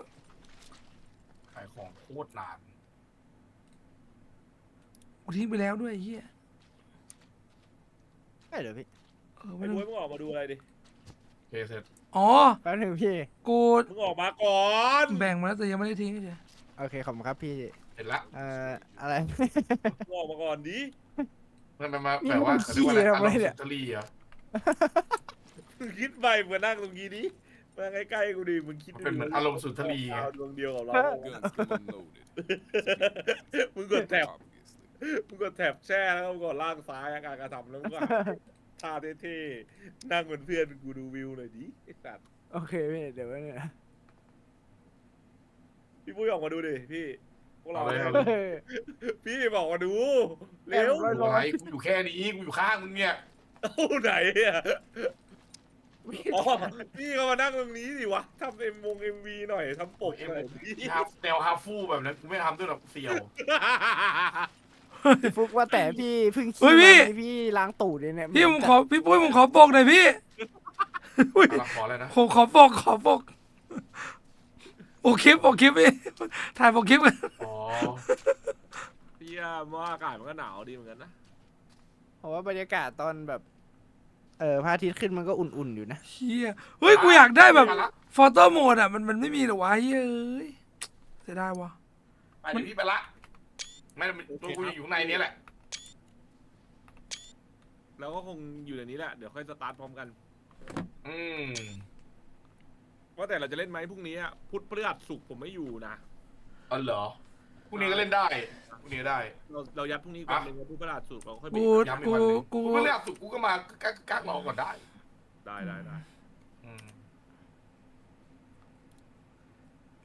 โอเค กูต้องยิ้มไหมเนี่ยไอแหบ เอาฟอนลองเอาเลยได้ปะ อ่ะ ตัวอยู่ในอย่างเงี้ยเหรอลองดู อยู่ข้างในผมว่า โอเค เดี๋ยวนี้มาเข้ากล้องหน่อยจะได้ไม่เข้ากล้องหน่อย ครับสวัสดีครับสวัส โอ ดีค เครับ ครับผมครับ ครับผม ไอแหบมันเหมือนจะพูดอะไรกับพี่อ่ะพี่ เข้ากล้องหน่อยไม่มีอะไรถ่ายไม่ได้เลยลูกโอเค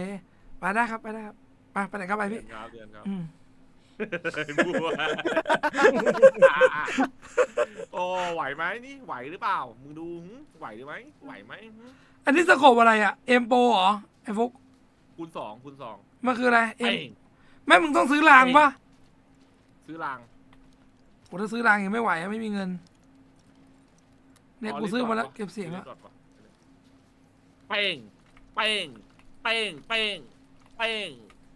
เป้ง มันกดซื้อยังไงเลยพี่ กดไปที่ปืน ไอ้บวยจะซื้ออะไร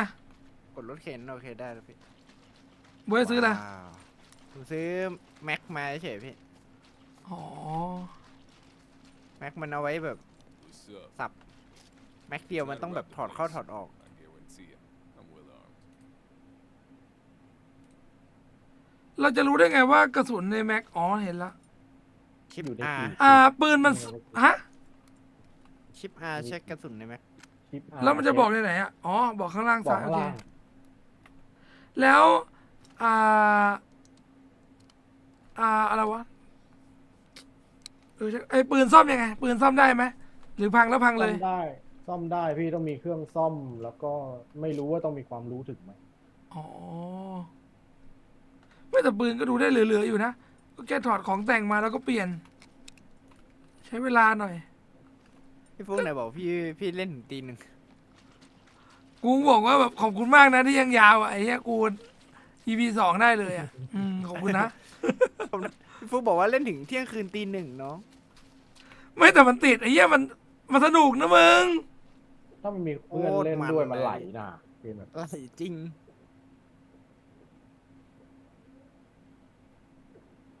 ดื่มน้ำครับ เราไม่มีที่ตกปลาเหรอ มันต้องมีคันเบ็ดมีเอ็นมีตัวอะไรขอเกี่ยวปลาอะไรพวกนั้นต้องมาหลังจาก ฟุก ทำ ลง บ้าน ตีม แล้ว เนี่ย มันอะไร แอบ ลง ไปดิ แต่กูทำไม ใช่ไหม อุ้ยเหี้ยมันรู้ตัวไอ้สั เอา ส ยังไวเอายังไว